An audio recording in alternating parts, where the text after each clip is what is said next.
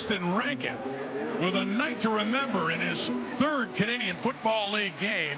The Elks can celebrate their first three-game winning streak since 2018. Huge for this team, finding a winning formula, developing some confidence, getting a little bit of momentum now going as they prepare for the second half. Look at Fletcher go, finds some space down to the 20 to the 10. Touchdown, Walter Fletcher. They'll hand it off. They're not going to get the stop. Fletcher, he's got other ideas. Lunging in, and the former Elk seals it away. Another big play by Fletcher.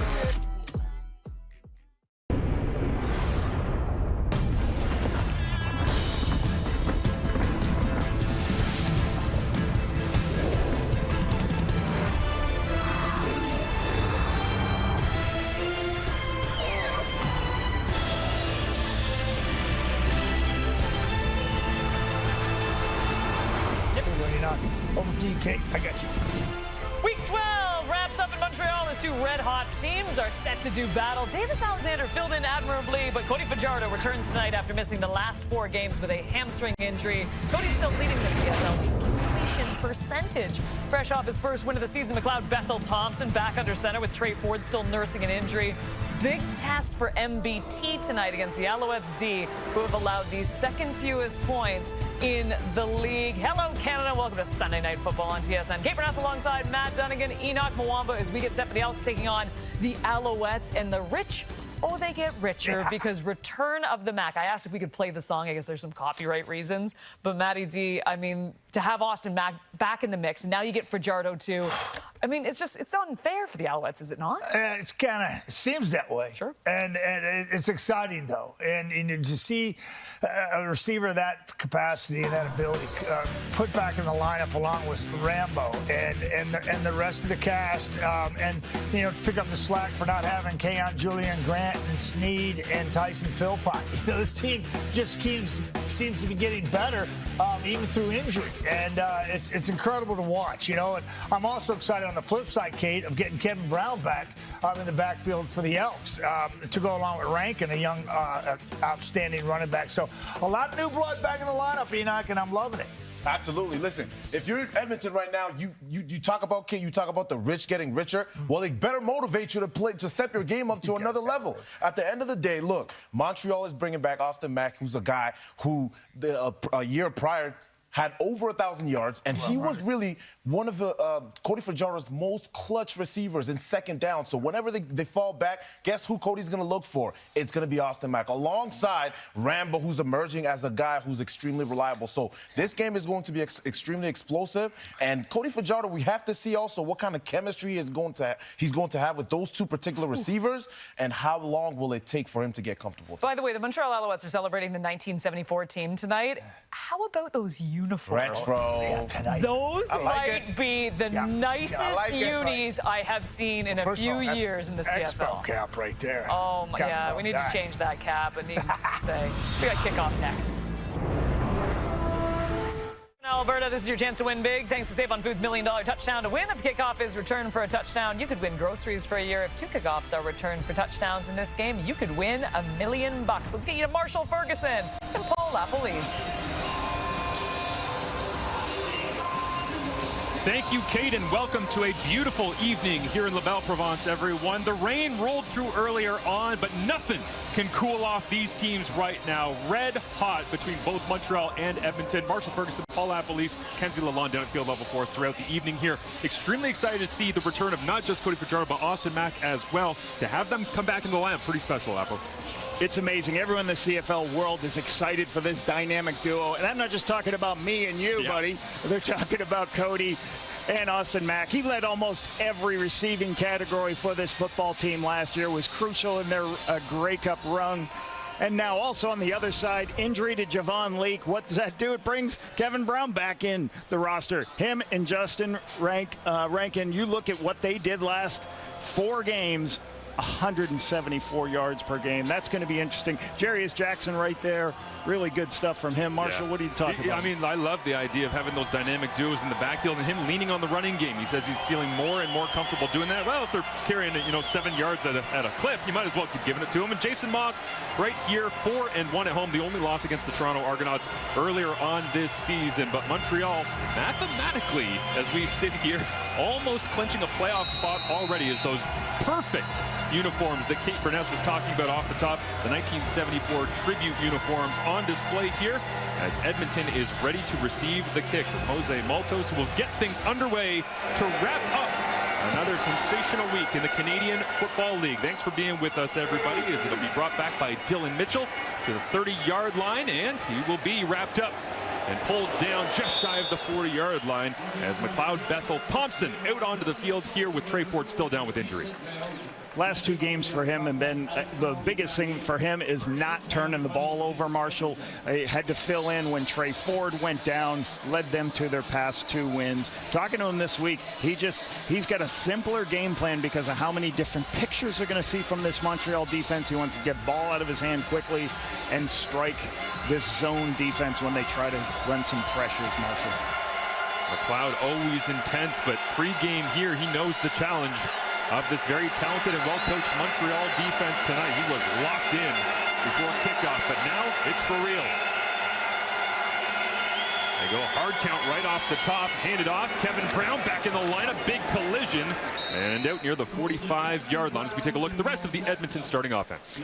Shane Richards, 5th-year guard. He's going to look at how he matches up. Mustafa Johnson, that's what I'm looking for all game. That's going to be a big one, how he can handle that great rusher. And Kevin Brown back in the lineup. Last year's leading rusher. He joins a very crowded backfield, trying to continue to build on the success they've had in this second part of the season, running the football, Marshall. Nice little piece there for Edmonton on first down, getting a touch early on to Kevin Brown. As Jarris Jackson said, want to be able to do that as much as possible here tonight to settle this Montreal defense. As this one knocked down and incomplete. So after a great running play to start things off, they go to the air, and it looks like Moultrie was the one who got the big pop. Yeah, when you throw the ball into the boundary, nice, quick, it's what you call 3-step drop or a quick game. And when the defensive linemen recognize it, what do? Just get your big hand up, go make a play on the football on the outside.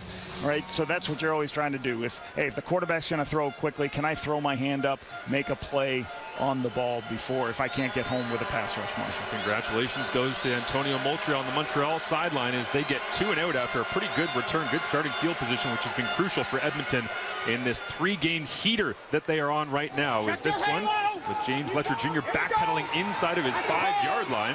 Picks it up after a 60-yard punt by Jake Julian as there is a flag down. We'll take a look at Cody Fajardo coming out here in that beautiful retro uniform after having his hamstring hurt, out for the last 4 games. First in the Canadian Football League in completion percentage. He's got 10 touchdowns. Half the distance to goal, first down. 10 touchdowns, 4 interceptions this season, but it's an amazing number with 78% completion. They like the short, controlled pass game, and then they're going to take some shots downfield. Cody's excited this week. He said he's really been working, making sure his rehab was ready to go. His wife helped him, everything. So it's been a great week for him. He's fired up and ready to play this week. And a great reception to not just Cody Fajardo coming out of the tunnel here, the birdcage in the opening, but also Austin Mack got a rousing ovation as the hold on the return will drive Montreal back inside their own 5-yard line. Not a great place to start for Fajardo as he backpedals and throws this one away as there's a flag out as well with Austin Mack immediately asking what's going on. It looks like he's wagging his finger on the very first snap from scrimmage for Austin Mack. There's pressure. There's pressure on the basically the first play of the game. They're going to run some pressure. And this is something you see often from Jason Shivers. He likes to pressure inside the 5-yard line to put legal contact on a receiver, Edmonton number 15. 10-yard penalty, makes it a first down. So one of the things Jason Shivers I always recognize is he likes to pressure people. And when he pressures people, sometimes what's going to happen, you could be in a position where you get your hands on. You've got the ability to put hands on people. You can't do it after 5 yards, and you really can't hold him down like this. The whole week for Cordell Jackson was, hey, first snap, you're going to be lined up against Austin Mack, okay? Send a message, buddy. Go out there and send a message. As we see a Montreal offensive lineman down. Let's look at the Montreal starting offense. Pierre-Olivier Lestage, drafted 10th overall in 2001. The Owls waited for his NFL opportunities to be exhausted, and that patience really paid off with some really good football play from this great player. And let's go back to Austin Mack. He led in almost every 8 different receiving categories. Deep ball threat comes back to this really talented receiving core. And, you know, they already lead the Canadian Football League in deep ball passes and completions. So to get this player that he has a relationship with, think about last year in the Grey Cup when he made that spectacular one-handed catch. They'd score the next play. So I know Cody's so excited to get him involved in the game plan as soon as possible. Pierre-Olivier Lestage that you mentioned in the lineups there, Lapo. He does go to the sideline injured for now, but walks off on his own power. So on 1st and 10, they'll get it to the outside. Big run this time as the Elks starting defense gets gashed on a 1st and 10 run from Walter Fletcher. I've been impressed with Sean Oakman. Been excellent addition to this defensive line. He's already got 2 sacks. He can be unstoppable when he wants to. And the leading tackler in the Canadian Football League, Niles Morgan, he's fast. He's got 71 defensive tackle. He's a physical football player and first-year player from Austin Peay. Leads the Elks with 3 interceptions. Cordell Jackson gets better and better. Every week he gets an opportunity to play the game. 5'10", 185 at Austin Peay there for Cordell Jackson. Is now Fajardo plays on 2nd and 3. Inside handoff. They squeeze it down. See where they spot the football. Niles Morgan thinks they got to stop for now. 3rd and short. Well, they'll move the sticks. Just these situations, 2nd and 3. You're going to have one fullback come across. You're going to have all the linemen zone block, and you're just going to try to fall forward, get your 3 yards for your first down. Great productivity on the 1st and 10 play to make them get 2 consecutive runs there. 2023 4th-round pick Noah Curtis in on the tackle there as they'll go back to Walter Fletcher. Lost his footing trying to turn the corner. As we see Cody Fajardo and what he's been able to do over the last 14 starts, including the playoffs in these numbers. But, man, it's been an incredible run for him before going down with that hamstring injury. Yeah, and the one thing I asked him about Marshall was his deep ball throw. He's been a much better deep ball thrower this year. What did you do? He's like, I kind of did a self-scout. I looked at everything I did as a thrower, and then I started bringing trash cans to practice. So he went out, and he would go to practice in the offseason, 2 trash cans, trying to locate some of those shots. That's been a huge addition to this offense this season. Davis Alexander watching off on the sidelines as Fajardo does load it up for a shot down the sideline. Hauled in. Charleston Rambo on the stat sheet immediately, and the Alouettes cross midfield. Easy opportunities. When you make these, this is a spectacular catch by Rambo, one-handed. You'll see him right here.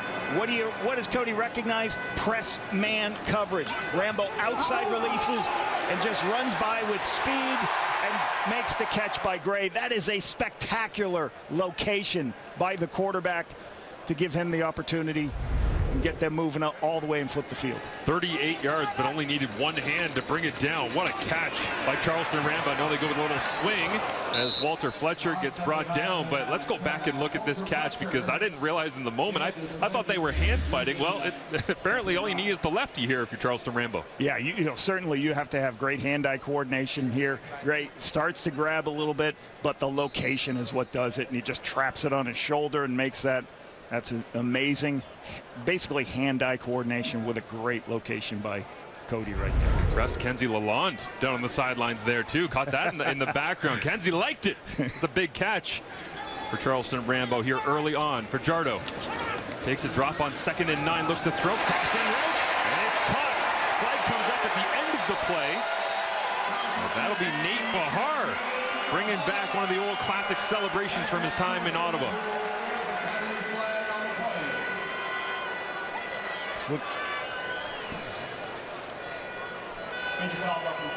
And roughing the passer, the call here against Edmonton. So first down. Let's take a look at the roughing first here, Lapo.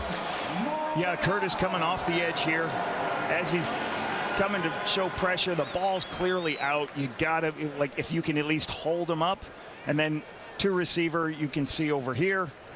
Okay, let's take a look. Nate Behar, basically you're looking deep and then trying to find somebody else. Nate's your check down. You saw him, they're trying to help out on this fast pass rush of defensive ends. He blocks first and then leaks out. The coverage lifts, throwing the ball. Fajardo inside the score zone now. Looks to throw.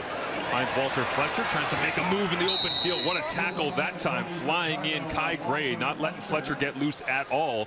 And two big plays here for the Montreal Alouettes. The 38-yard completion to Charleston Rambo. And then the completion to Behar plus the roughing the passer. That was a 34-yard game when you put those together. And this is what Montreal Alouettes do offensively. It's a short, get high completions, easy first downs, and I call it short, then a shot play. And obviously the shot play, when they locate those, now you flip the field. And like you said, with the penalty, puts them in an easy scoring situation here. Second and long here. Austin Mack thought he had an opportunity to score in the background there from Walter Fletcher. Doesn't get it, but will he here? On 2nd and 11. Fajardo with pressure on, looks to get it away, completes underneath. There's an Antweed diving inside the 5-yard line. And that'll be enough. Looks like right by that mark. Well, he actually spotted about a yard or half short. And it looks like they would go for it. If they can, they'll go for it. Everybody lifts in zone coverage. Cody can't find anybody. The protection starts to break down. Just finds the check down. Really nice underneath check down there. Edmonton did a great job rallying to make the tackle that time on Antwi. So Dominic Davis comes out. Short yardage quarterback as he's back on the roster with Caleb Evans being down, and now Montreal has to call a timeout. And Jason Moss, head coach of the Alouettes, not happy about that. This is a longer one. This is going to be a little bit, so their wedge package will be a little bit, they're going to have to do something just besides just the tight wedge. And it looks like they might be making a change. Take the points. Not sure if having to use the timeout. Whether they thought it was third, they probably thought it was 3rd and 1, and then it turned into a 3rd and 2, turned too long, so used the timeout to get the field goal. Didn't want to try it from this longer yardage situation, as I assume what has happened there. Jose Maltos comes out midway through this first quarter. A 2-and-out for the Alouettes defense. The offense picks up right where it left off when Cody Fajardo went out with that hamstring injury. And a chance to get first points on the board here on Sunday night in Montreal. Maltos is true. And the Alouettes draw first blood as McLeod Bethel-Thompson, the leader of the Edmonton Elks in training camp, replaced partway through the season. Now all of a sudden, back in the lineup and a hot Edmonton offense.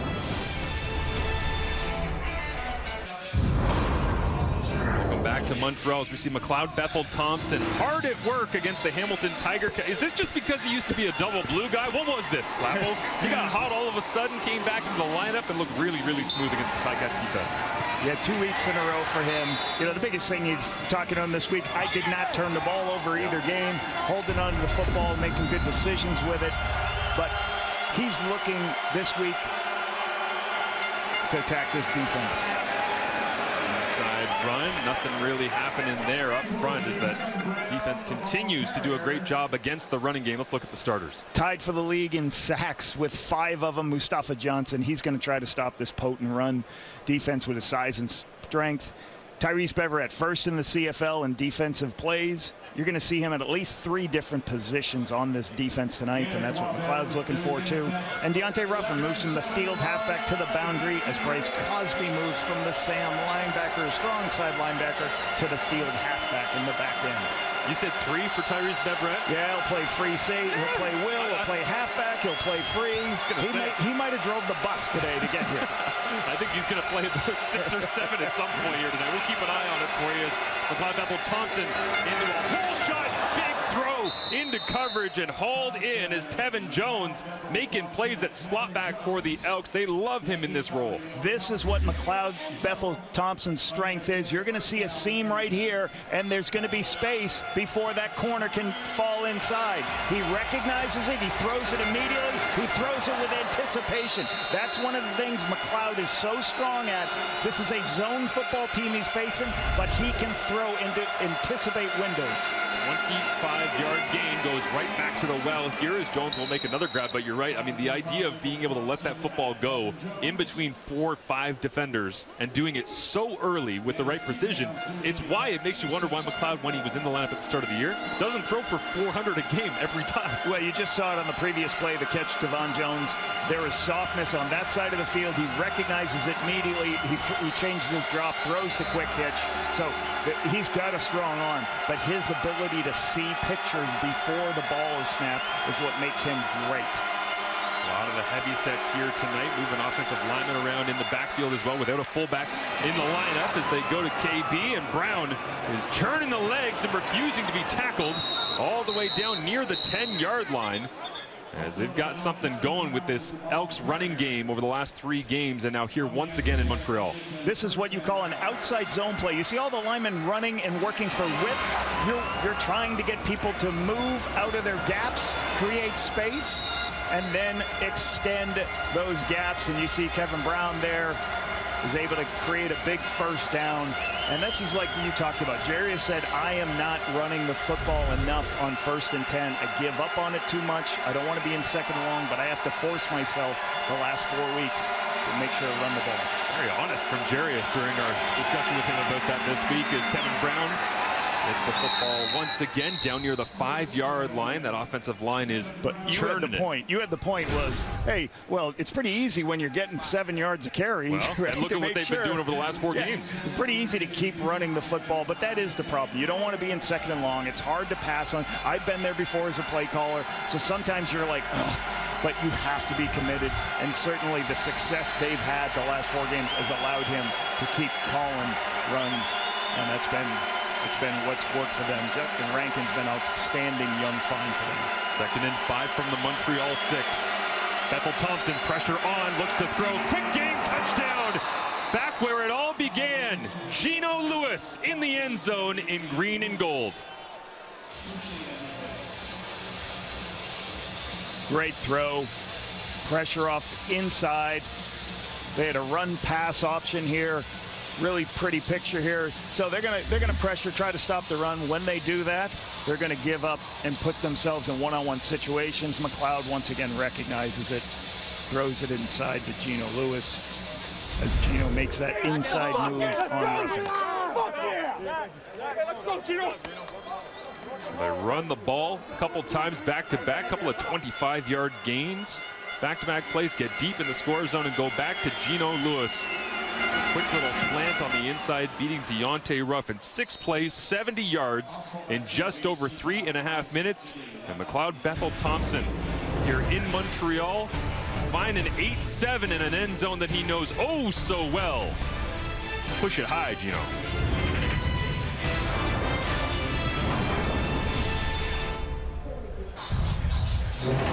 We talked about McLeod Bethel Thompson's intelligence. Watch right here. He sees the safety is in the line of scrimmage, stopping the run. You're going to get a 1 out and 1 in.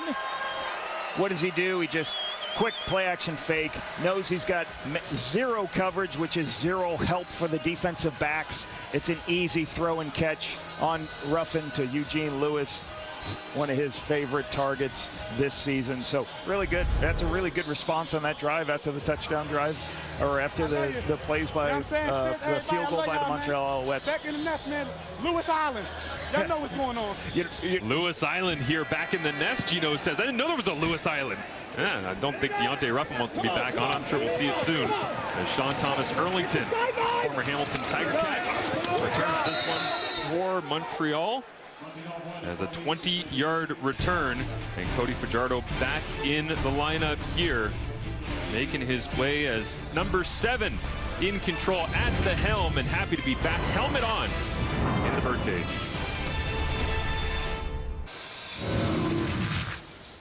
We look back here at Cody Fajardo, the injury that sidelined him. It seemed like a real nothing play as Robert Parrish from the Toronto Argonauts gave him a little shove and then down the tunnel, and we all thought, oh, okay, that doesn't look great, grabbing at the hamstring, and then all of a sudden it's Davis Alexander time for essentially a month here in Montreal. The success has continued, obviously, as the Alouettes continue to rack up the victories, 9-1 at this point. And going for double digits here tonight as a little shovel underneath Fajardo, and that'll be an incomplete pass as he tried to flip it back inside. But Cody Fajardo and Davis Alexander, remember the first start that Davis Alexander made afterwards, and I asked Jason Moss, what's the leadership style like for Davis Alexander? He said, well, he basically just does it by his play on the field because Cody's our leader. He's like, Cody is everything to this team, but Davis is going to come in and give us everything he has, and he was great. And Cody had a good point. He says, I'll help Davis in anything he needs, but sometimes too many people talk to the younger quarterback, right. So I wanted to make sure the coordinator and the head coach were talking to him, not me. Go simulated snap count here, try and get a look at the Edmonton defense. Fajardo goes with a screen back to Austin Mack, gets a big touch, and that will make the fans in attendance very happy as several of them raise to their feet and celebrate having 81 back in red, white, and blue.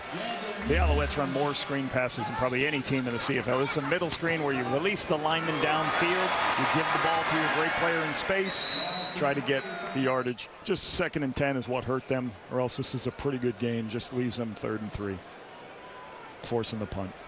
Jason Moss and Cody Fajardo also talked about, we're going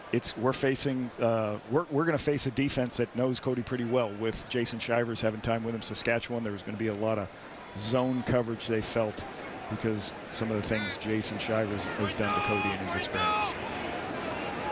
Jason Moss 2-0 against Edmonton. Of course, used to be the head coach in Edmonton as they'll send this one away. And the Elks get possession back. Dylan Mitchell outside of his 25-yard line on a 54-yard punt. And returns it out to the 40. Nice little return that time for Dylan Mitchell, setting up McLeod Bethel-Thompson and the Edmonton offense on a perfect evening here in Quebec. Welcome back to Montreal. Austin Mack, he is a member once again of the Alouettes, as Cody Fajardo looking around last year trying to find him, and basically anytime he did, good things would happen, as Kenzie Lalonde is down on the sidelines and has more on the return of 81, who they dearly need, Kenzie, after seeing a couple of very talented receivers go down. The timing is perfect, and Danny Machocho was the first call for Austin Mack when he was released from the Atlanta Falcons. And actually, funny enough, Machocho was heading to Florida, where Austin lives, to catch a preseason game between Jacksonville and Tampa. So the two met up for lunch last Friday, and for Austin Mack, his priority in that conversation was to share his desire to be an Alouette long-term. He's here in the CFL, and he wants to be here to stay. He has another young little girl along the way here with his wife Joy, who wants to be here long term, guys, and so you can expect the deal to be ironed out here in the next few weeks.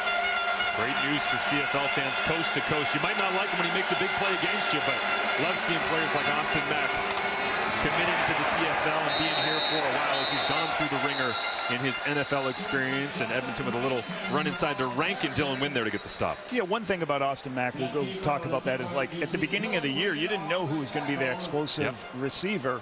And then what happened? Tyson Philbott became the explosive receiver.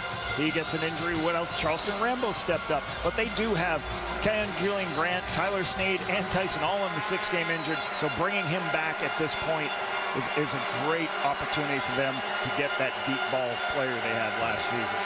Reggie White there as well alongside Keon Julian Grant. I mean, that's a ton of catches right there, staying a ton of Canadian catches as well between Tyson and Keon. Hate to see them on the sidelines, but Mack makes that feel a little bit less painful for Montreal fans as the defense gets some noise from the Montreal supporters on 2nd and 10. Backside, little crossing route here. McLeod Bethel-Thompson, another completion. And Darnell Sankey brings down Tevin Jones, but not until an Edmonton first down. Great recognition here.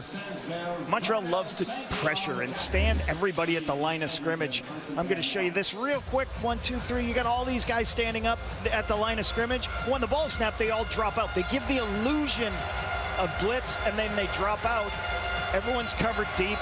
So you throw it and get your check down to Tevin Jones. And that's really good recognition by McLeod, understanding, hey, everybody walled off the deeper routes. I'm going to take the underneath route.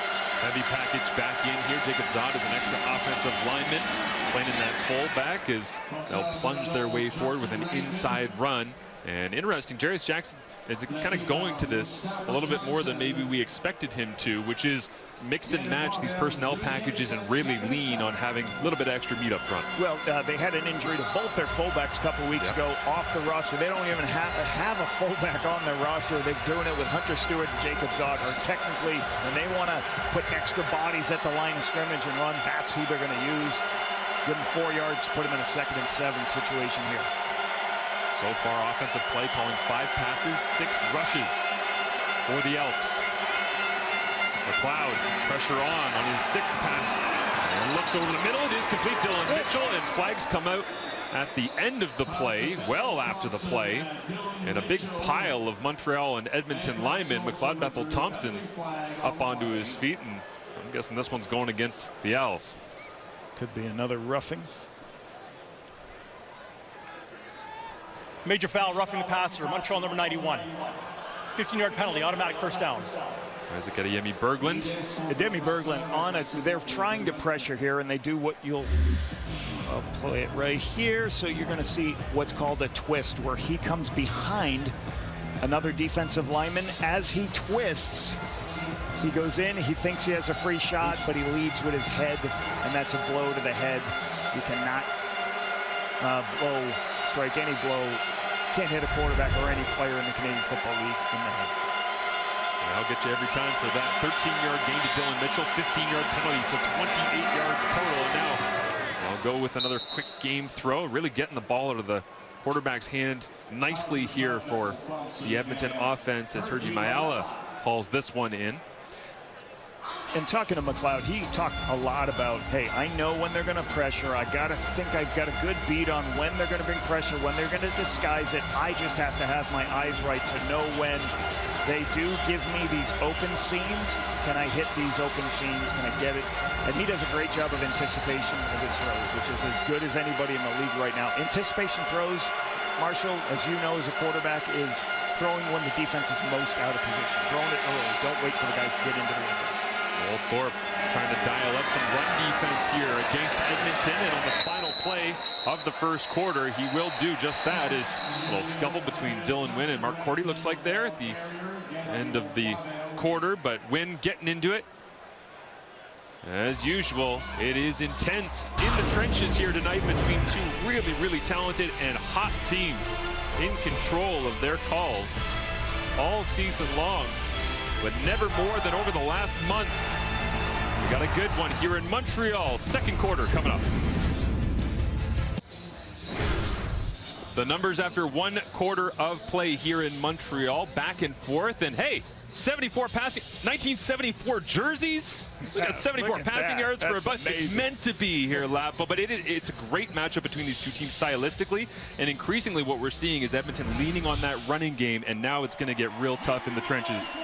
Yeah, these are the top 2 scoring teams in the Canadian Football League, both completing passes. They're high percentage throwers. And the nice thing for the Elks, they're averaging close to 6.5 yards per rush. So they've got the ability to stay ahead of the sticks, not allow Noel Thorpe to run all those kinds of pressures and blitzes. So Jarius is doing what he wants to do, stay patient with the run game. But McLeod Bethel Thompson is seeing the holes in the zone, seeing the pictures, and making great decisions with the football. Well, speaking of personnel packages, McLeod Bethel Thompson begins the second quarter by watching as Dakota Prukop is in at quarterback here. Rankin and Kevin Brown around him. Run a little option play this time. Zone read inside out, and the Montreal defense, Wesley Sutton, ready for that, flying down to make the play. A bit of a different look from Edmonton. Yeah, this is, you're going to see 2 blockers going this direction and here. You're going to pull a guard to come up in the hole, and they're going to read the end man on the line of scrimmage. And Dakota's either going to run it or hand it off on the outside, or he's going to run it up on the inside. And he sees them expand with the speed sweep, so he goes ahead and keeps the ball. So it's a basically an option play. It's either a speed sweep or a quarterback run. Matthew McConaughey, I say we run the veer. There we go. Got it in. McLeod Bethel Thompson back in the game and into the end end zone. Touchdown, Curly Gittens Jr. This is what McLeod talked about. There's going to be 7 times through the course of this football game where they're going to be pressuring. I got to see those pictures, and I got to make sure I recognize it and I can strike them. And you see right there, a bunch of people standing at the line of scrimmage. They're bailing out. The hardest thing for this defense, and I thought this would be difficult for the Montreal defense. When you stand linebackers at the line of scrimmage, it's very hard for them to drop back, Marshall, and find where they're supposed to spot drop to in the zone. So hats off to the Elks and McLeod Bethel-Thompson seeing these windows. Go 8 plays, 70 yards for that touchdown drive. Their first one was 6 plays, 70 yards. So matching them up, one goes to Gino, one goes to Curly Gittens Jr. And this was the offense that Edmonton was dreaming of at the start of the season. McLeod being the leader of the huddle, healthy, and having a bunch of really talented, dynamic offensive skill position players. And you're right, they did this at the start of the season, Marshall, but what they're adding now is 170 yards rushing a game, which obviously can help their cause, help them end the game, run the ball down. But some nice passes, mixing up versus zoning, their man coverage against Montreal.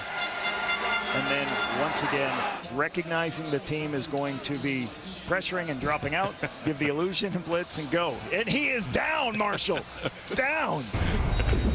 Goodness. I always wonder how the ones that make it to game day. If you and I tried that right now, there'd probably be a couple of broken hamstrings right there. The ones that make it to game day for celebrations. I want to see the cutting room floor. I got a Milt Stiegel story. I wish he wasn't here. Like, I remember Milt before games used to go into the room with all the receivers.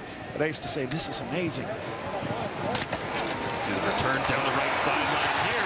Sean Thomas Erlington. Great starting field position for Cody Fajardo. Great by Sean Thomas there. But Milt used to do this. He would go, I said, Kahari, that's amazing. He goes over the final things. No, he was figuring out what dance they're going to do after a touchdown. That's what he was trying to do, of course. Sean Thomas Erlington dancing down the sideline right in front of the Alouettes bench. Really nice to see Sean Thomas Erlington healthy and active here on the roster in Montreal after signing in free agency after all that time in Hamilton, as Fajardo breaks the huddle here with Walter Fletcher alongside him. David Dallaire as well, the young French-Canadian fullback, is in the game, and Montreal goes to their own little version of bully ball and tries to pound it right into the middle of that Edmonton defensive line. The one thing I see out of this Edmonton defense is that Anderson right here is a linebacker who really has got the ability to run. Both these linebackers are fast, physical. 5'11", 230 in Anderson. And they shed blocks. And what does that mean? They get underneath the offensive lineman and go. And I'll tell you what, they look faster on tape. And I always say this, when you know what you're doing, you run a 4.5, you run a 4.5. But if you don't know what you're doing, you look like a 4.7. Yep. And this defense is getting better with the more reps they've had. It's a young group, but they're getting faster and better.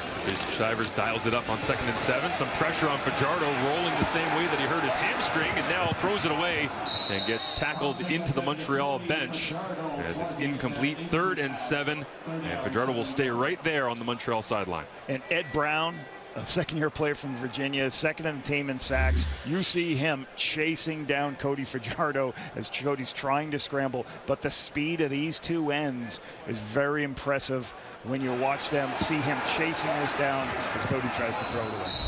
Marcus Christmas giving chase as well from his defensive tackle spot on the inside. So, best D-line name in the league? Yeah. Christmas, yep. Maybe? Could be.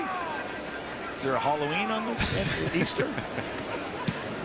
Never short of options in the CFL name game here is big punt once again down the field. 49-yard punt. As there's an injured Elk down behind the play. We'll find out who that is. But Cody Fajardo fading to his right, reminiscent of that hamstring injury. Stays healthy on this one, but incomplete. And the Alouettes have to kick it away.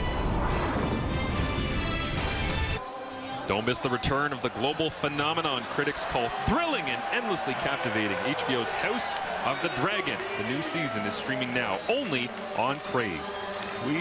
Your hair grows a little longer, maybe? Could be an extra in there, huh? Get that going, or are you a little orangish for that? Yeah, the sunburn came in real nice at the end of summer.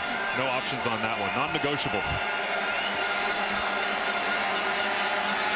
Go back to this Edmonton running game Kevin Brown gets another touch and continuing to battle right through the echoes of the whistle here, reminiscent of 70s CFL football while they're wearing these throwback uniforms.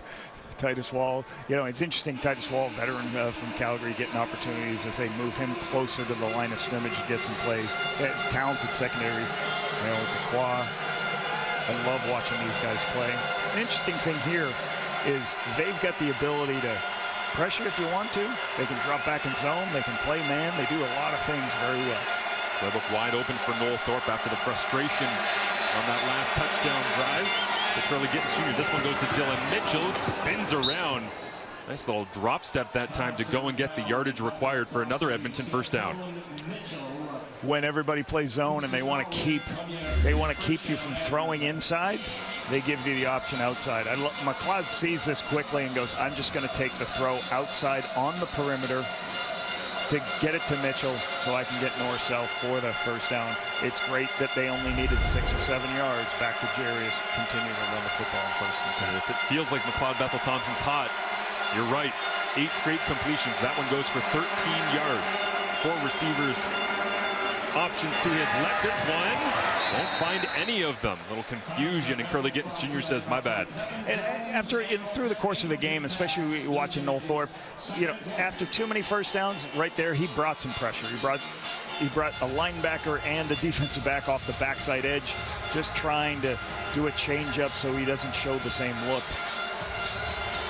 Had an opportunity to throw the ball a little bit wider, and McLeod just kind of missed that throw, went to the inside one. So back-to-back 2nd and 10s. This is the down and distance that the Alouettes defense usually thrives, especially during this great start to 2024. This time they'll send 5 from all sorts of different spots, and alligator arms that time from Gino Lewis.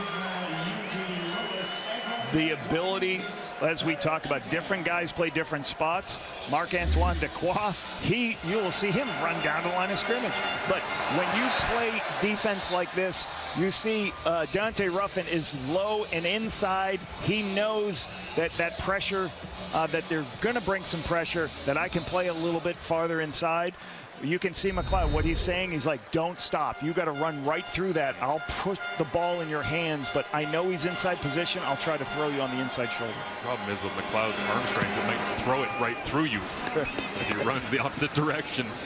As James Letcher Jr. returns this from the 20-yard line, a 53-yard punt. And Edmonton's special teams coverage unit rallying to go and make a play. Austin Mack back here in Montreal. See if he can get into the end zone like Curly Gittens Jr. and Gino Lewis have been already for Edmonton. Well, last year, at the start of the season, the Alouettes have no receivers. There's no good players. We didn't know how great this guy was going to be. Great to see Austin Mack back in the Canadian Football League. Yeah, Ohio State player, outstanding. Talking to him this week, couple of points. First thing, I asked him what the difference was, the NFL. He's like, well, first of all, I got to make my own ice tubs again. Yep. So I go back to that world. But he talked about how he loved the competitiveness at that level and the people he worked with. Fajardo looks out to Mack on a quick slant there. Smooth route running. Something that he carved into his inaugural CFL campaign last season. Quick slant right here, easy throw. Byron's going to be off to the wide side of the field, takes it. The quote I loved, he said, is, I kept learning how to create a lifestyle around the work of football at that level, and he was around some great people. Kirk Cousins spoke highly about watching Kirk Cousins and his process, and he said he's learned a lot and he wants to bring that to this Montreal Alouettes offensive unit. Also adds championship glow after last season. This one up for grabs. It's a punt down the field, and it is intercepted as Edmonton gets possession back from Fajardo. Obviously miscommunicated. Thought he was going to throw a deep ball over the top. Receiver stopped him. Bynum has been frustrated a little bit early on in this one, but goes and makes a play there as Davis Alexander talks it over with Fajardo. And this is one of the things that they've done so well. They've got a bunch of deep ball touchdowns, but deep ball throws, but they don't have a lot of interceptions. Yeah, whether or not Cody thought he was going to continue to go or he got stepped up, certainly Mack and him not on the same page. Nice. Oh, and Austin Mack actually got bumped off of his route, and now, the challenge flag is out. And Jason Moss, after seeing earlier that Austin Mack drew a illegal contact on a receiver penalty, I wonder what the conversation Montreal is. Challenging for pass interference on the previous play. The play will be reviewed. In order for it to be pass interference, the ball has to be in the air, obviously. Was it in the air by the time that contact occurred? And then there's two other things that have to happen when you're also running these. The receiver has to make sure he picks a side of the defender, so you can't just run into the defender. But if you look at the top receiver right here, you're going to see him on the go route, and it does appear that he's on the inside half of the defender. He's trying to run through the inside half of the defender, and he gets collision. Of course, reminds you of the old, when you could challenge for illegal contact and people would go fishing before they changed that rule and said, no, you can only challenge for defensive pass interference in this spot. Labo used to go searching for things all the time. And years ago, you used to be able to make that contact downfield, but the league 5 years ago said, hey, we're going to only go to 5 here, and here we go with the command center. Hey, every time I see this is what I think about. That man's playing Galaga, right? Which is an Avengers quote, which you would not know at all, but that's an MCU quote. Tony Stark there, but all these different monitors trying to figure out. Well, Dave Foxcroft is going through it right now as the replay official in this ball game, and here's exactly what he's looking at in command. There's obviously contact. It's obviously beyond 5, but it can't be illegal contact. You have to challenge for defensive pass interference. The ball up in the air. Was it enough? That's what they have to talk it through. And Jason Moss hoping that he can get a big flip and field position and get the football back, because Cody Fajardo through the beginning of the season, 10 touchdowns, 4 interceptions, Riley. He was really, really good with the football, taking care of it, very rarely made mistakes. And this one would hurt for Edmonton to get possession back midway through the second quarter. Yeah, in Montreal has done, they're Edmonton's defense talks it over and looks at the film. They've looked at it at command. Here's the call with referee Tim Croker. After review by command center, the ruling on the field stands. Montreal, by losing a challenge, has lost a timeout. First down, Edmonton. So I guess what they're saying, it's within the 5, so you can see this is the line of scrimmage right there. Okay, 1, 2, 3, 4, 5. So we'll call it the 42. I'm going to say, I guess they're saying it's right on the 42, right at the 5-yard mark. He set his feet, stayed true to it. Got an interception for his troubles there for Bynum. So Edmonton does get the football back after those touchdown drives. A little miscommunication between Curly Gittins Jr. and McLeod Bethel-Thompson. Then it was Geno Lewis short-arming it, not getting a completion. We'll see what they can do on this drive with 9:05 left in the second as Jason Moss takes one more look. Another thing with the ability of Edmonton to run the football here, they're holding on to the football, they're keeping it away from this. We got the two top offenses. Hey, we're going to keep on. We're going to hold the time of possession. We're going to make sure that we keep running the football, putting you in second and medium situations. It's hard to do all your blitz packages when it's 2nd and 5 for Montreal. Great substitution. Dylan Wynn out. Jeffrey Canton-Arcou back in the ball game. There's now pressure on McLeod Bethel-Thompson. And in the backfield immediately. Montreal looping around. And it'll make it 3rd and 4 as Canton-Arcou came off the bench and ended up in Edmonton's backfield immediately. Canton-Arcou is right here.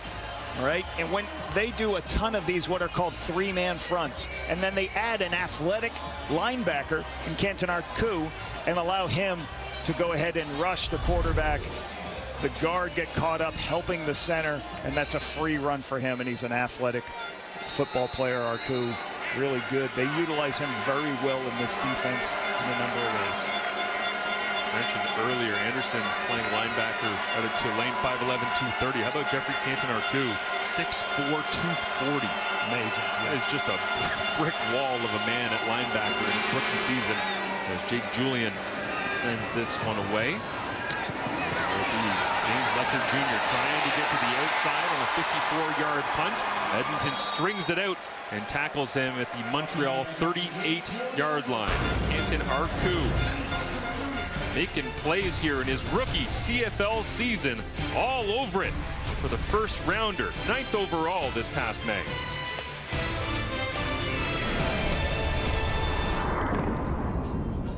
NFL. U Sports getting it going. U Sports. NCAA week 0. NCAA week 0. We're back, man. Dublin, Ireland. Everything's back. Great time to watch some football. As Charleston Rambo crosses and almost gets knocked over by the snap. And Walter Fletcher with a touch inside, and the aforementioned Anderson from a couple of seconds ago working at linebacker. Nick Anderson in there alongside Leon O'Neal Jr. Really nice. Leon Jr. finding a crease, getting through the defense. They'll get a little fake here, and then they're trying to run what they call a stretch play or an outside zone play, but no blocker for Leon Jr. O'Neal. Really nice stop by this Elks D. Good to see Noah Taylor back on the field as well. Number 42 at defensive end, bottom of your screen there. He was injured on a special teams rep earlier as Fajardo steps forward, checks this one down and incomplete. And don't often see that from Walter Fletcher, who is old, reliable, super high completion percentage when he's been targeted, which is part of the reason why Fajardo's completion percentage still leads the CFL this year at 77%. Yeah, Walter Fletcher's first in the CFL in yards after catch, so he's somebody that they trust to get the ball to. I think Cody made a good decision. Everybody lifted in zone, so he's, I'm going to take the back, and the back should be able to get me the 7 yards for the first down, just a little bit. If he could take a little bit off of it to give him a little better located throw with a little less intensity, makes the catch and goes. Joseph Zima, a high snap, brings it down. Sidewinder that's going to hit the turf and do just that, kick out of bounds at about the 25-yard line. As we see last week, the performance of Justin Rankin and just how much he's kind of flowed into this offense, and all of a sudden adds a little bit of that power dynamic side by side with Kevin Brown. Javon Leaks in there as well. And hey, Kenzie, you never know who's going to give you a call, do you? You just never know what can happen. For Justin Rankin, he was released at training camp, as you mentioned, Marshall, and then on July 21st, he got the call to come back. So during those 2 months, he was spending time with the Frisco Fighters in the indoor league, and he was in a team meeting when Leroy Simon called him up and said, hey, buddy, we need you out here. So 28 hours later, he was on a plane and back in Edmonton.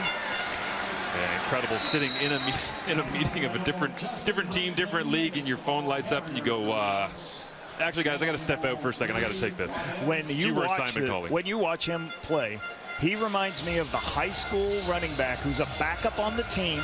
Later in the game, they've got a pretty good lead, and he goes in and he's going to say, I'm going to show you that I'm a great football player. He runs with an attitude and an aggression, and the coaches love this player. One of the hardest workers on the team, one of the most studious players. He said, I'm not coming off this roster. You put me on, I'm not coming off.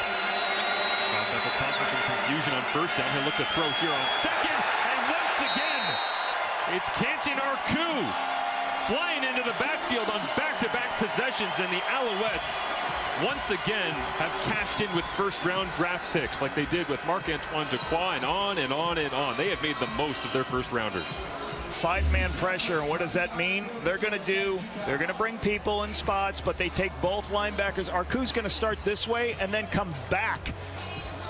And that's what they've done 2 plays in a row. He starts, and then he twists around, and it's just too hard for the lineman to pick up. They get off balance when these twists happen, and Arku's such a good athlete. He's in to make the tackle on the 5-man pass rush. This is a super high punt that falls very, very short. And Fletcher Jr. returns after a 45-yard punt.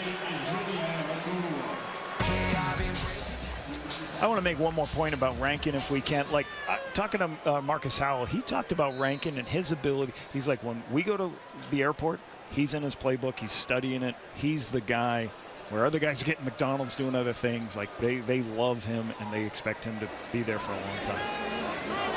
Cody Fajardo against the 4-man rush on 1st and 10. Looks over the middle, complete. Nate Bahar worked in the middle of that field. Falls in another one. And takes a look down at the sticks before he realized, okay, I can do the first down celebration. Why not? Yeah, great intelligence. I had 2 years working with Nate, and I always thought he was great. I kept moving him closer to the football because he was a great time and space, understands to be ready when the coaches need him. Go back to the running game here, up in between the tackles, and who was that sticking out an arm and making the play? That's DeMarcus Christmas. Why not? A defensive tackle. He just grabbed one part of Walter Fletcher's body and rips him down to the turf, holding what could have been a much, much bigger gain. Yeah, with Pelly and Christmas in the game, that's some big dudes. With Pelly at 320 pounds and DeMarcus at 302. They got them both in here again as Fajardo, deep drop, steps up in the pocket, looks down the field, and it is complete.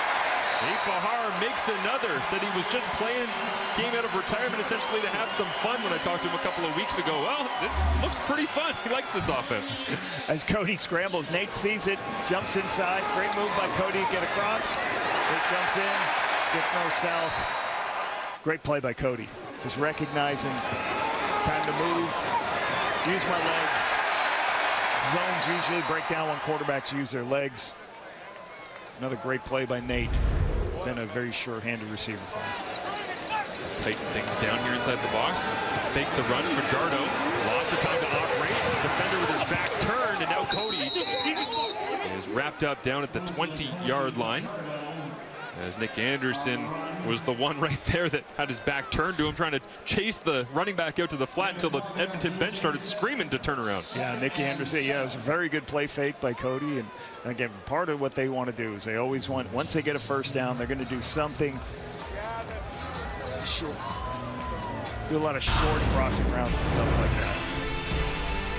The emotions high here at Percival Molson Stadium tonight. The Elks in a rhythm early and continue to hold a 14-3 lead over the Alouettes. Oh, we got a great house. Are you eating? I just prepared a nice 3-minute warning. What are you eating, pecans? He always is eating. He's eating all the time. We have a great halftime coming up. Thanks a lot, Enoch. Snacking. I've seen Enoch eat. I can confirm that being in studio. Enoch does not snack. An Enoch snack is a meal. Okay. Uber Eats delivered in there to the station. Ready to roll here with a waggle. Cody Fajardo looking to Mac at the 10-yard line and knocked away. Great coverage. Just got a sense coming out of the huddle there that Austin Mack was fired up to try and go and score a touchdown in his return to Montreal, but Leon O'Neill Jr. said no thanks. Undercuts this out route. This is Mack on an out route, and Leon Jr. has help over the top. You can see up top somebody ahead of him, Moncrief above him, so he can play underneath this and he can really drive the route. What does that mean? He doesn't have to back up because he's at help from Moncrief over the top. That's what you call two deep man under coverage. Don't get the opportunity to get that ball. It's got to be a little bit farther outside. Jose Maltos from 28 yards away. That's a crazy play by O'Neill Jr., by the way, spinning his way back. Anyone who's ever played linebacker just watched that and said, really? How did he get there? Well, pretty good athlete. It's one of the hardest positions to play. No doubt. We get a look at the CFL on CTV schedule as it begins with the Banjo Bowl, September 7th, Sask and Winnipeg. We're going all throughout the season. Tons of great matchups available on CTV. Eastern semifinal, Eastern final, Grey Cup as well on CTV this year. Great to be able to share our great game with so many people. The good folks at CTV putting together that in conjunction with all things CFL on TSN. As always, your home for Canadian football. Jason Moss. Calm down from the penalty. Yeah, fired up still. Working the sideline, working the officials a little bit. Kevin Brown in the backfield. They'll roll hard all the way to the wide side of the field. McLeod Bethel-Thompson pumps. Now he's going to use his legs. Dives forward. McLeod never afraid to go for an adventure with the legs. Hey, they're averaging 7 yards a rush. That's just a rush for McLeod. And one of the things they sprinted to the field. What they did is they moved the launch point. The great thing about it, you get your quarterback away from danger, but the bad thing is you split the field in half and everybody starts chasing you. Montreal was in zone. They could sit on all the 3 routes. So McLeod did the best thing, put him in second and short by just pulling the ball down and running up. One of the few rushing yards he has this season. Reminded me of a touchdown Atlantic run that McLeod had, as the way that he exploded into a tackler, a touchdown Atlantic with touchdown Pacific coming up next week on Labor Day. And right down the middle, the heart of that Montreal defense. And again, we talked about it, Lapo, stylistically, but this is a challenge that this Montreal defense really hasn't had to face this year because nobody's been running the football like Edmonton is trying to right now. And they certainly are. And this is one of the things they love to do. They're going to do a gap play. You'll see the guard pull around, and he's going to try to create a crease. It's what you call a power play, where he's going to try to create a crease that the back can go in. He kicks out what's there, and it really good on a second and short operation. This is something that this coaching staff has done from all the way back to their time in Saskatchewan. The offensive line coach, Sorrells, staple what they do.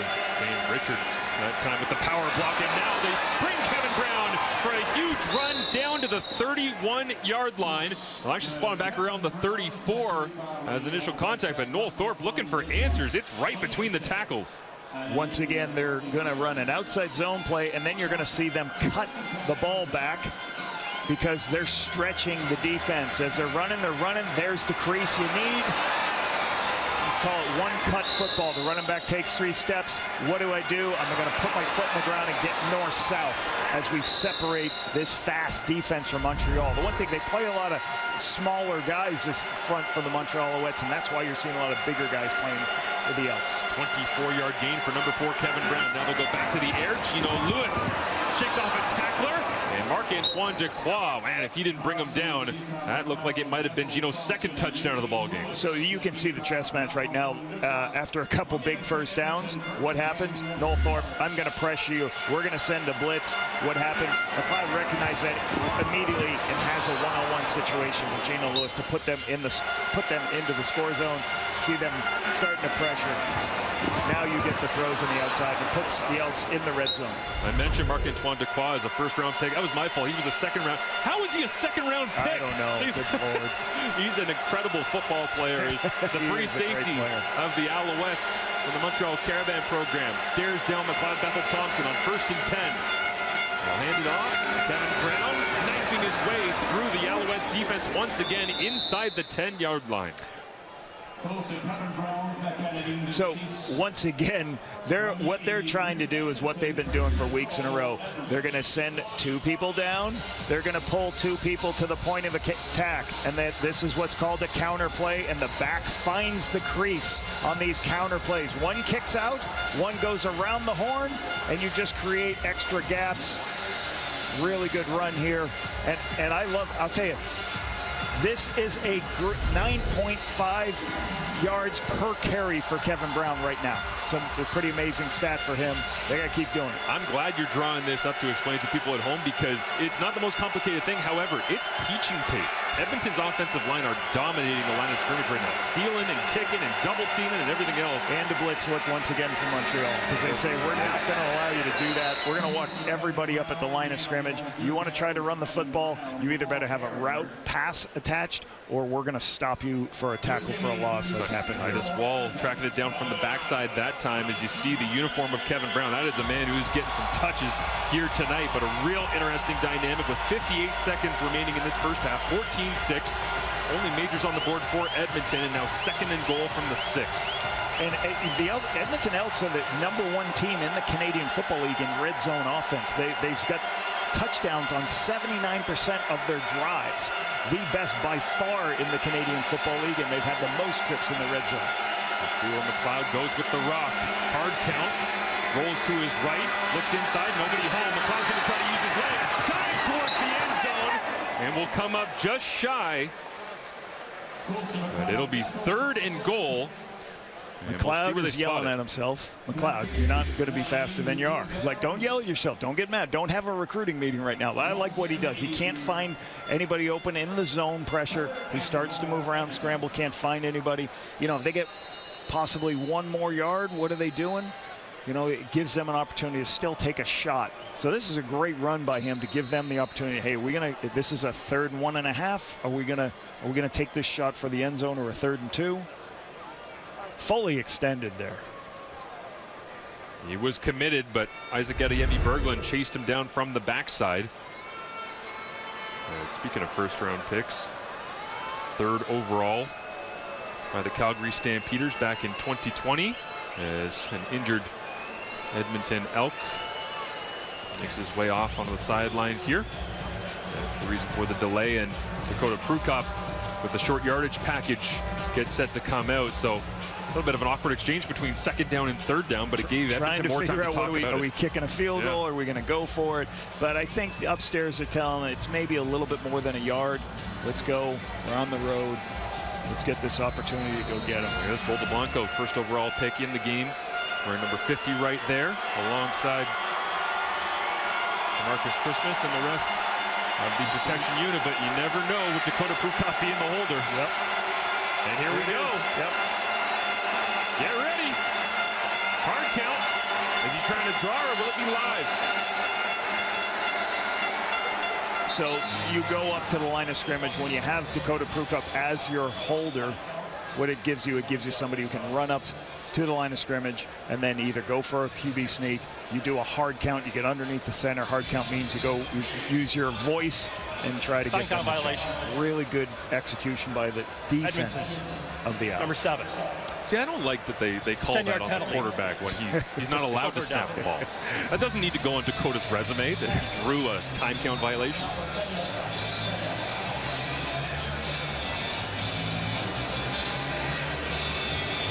As Boris Beatty gets set to line this one up, change the angle, a little bit more friendly, and now regular holder Jake Julian out of Barrie, Ontario, the punter for the Elks by way of Eastern Michigan. Will put it down. And from 19 yards away, it's up and through. And we see those beautiful 1974 uniforms that the Montreal Alouettes are wearing. Well, coming up at halftime, they'll be breaking it down for you. And here in Montreal, they'll be celebrating the 74 Grey Cup champions. Wally Bono there. Who's that guy on the right? Right. Wally wandering around there. Great to be able to see so many of the legends coming back and celebrating, and they did a fantastic job of making these uniforms stand out, be memorable, be true to the past, add a little bit of modern flair to them. And I like what Jason Moss talked about. He says, hey, we want to honor these guys. We're proud to wear the jerseys they wore and won the Grey Cup in 1974. So we're excited to play for them and play our best game. Yeah, he loves bringing in the history and making sure everybody appreciates what has come before them, and what has come before tonight for the Montreal Alouettes has been a heck of a lot of winning. And right now, they will trail going into half 17-6 as Edmonton. Really the story right now, you'd have to think Lapo is the running game, but Gino Lewis has looked really, really good as well, as we've seen him. And Noel Thorpe's already on the whiteboard trying to figure out. Listen, they're gapping us here, and we're not going to stop. We're going to stop this counter. And Gino Lewis with a touchdown here back in Montreal. 20 yards. He's got 3 targets on the game. Just such a hard person to play man-to-man coverage against.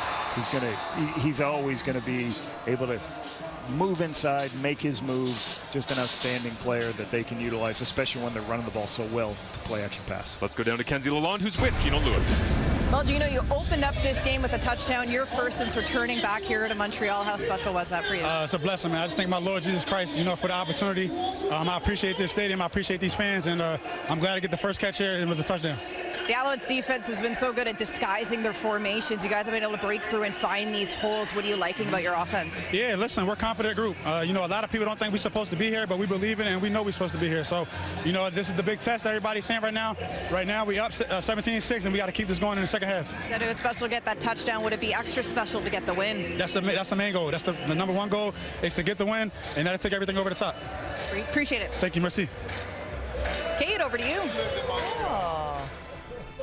Very nice. Merci beaucoup, Gino Lewis. I like it. I like it. For the fans back alongside Matt Dunnigan, Enoch, are you okay? Is your hunger satisfied at this point? Oui, ça va bien. Ça va bien, ça va très bien.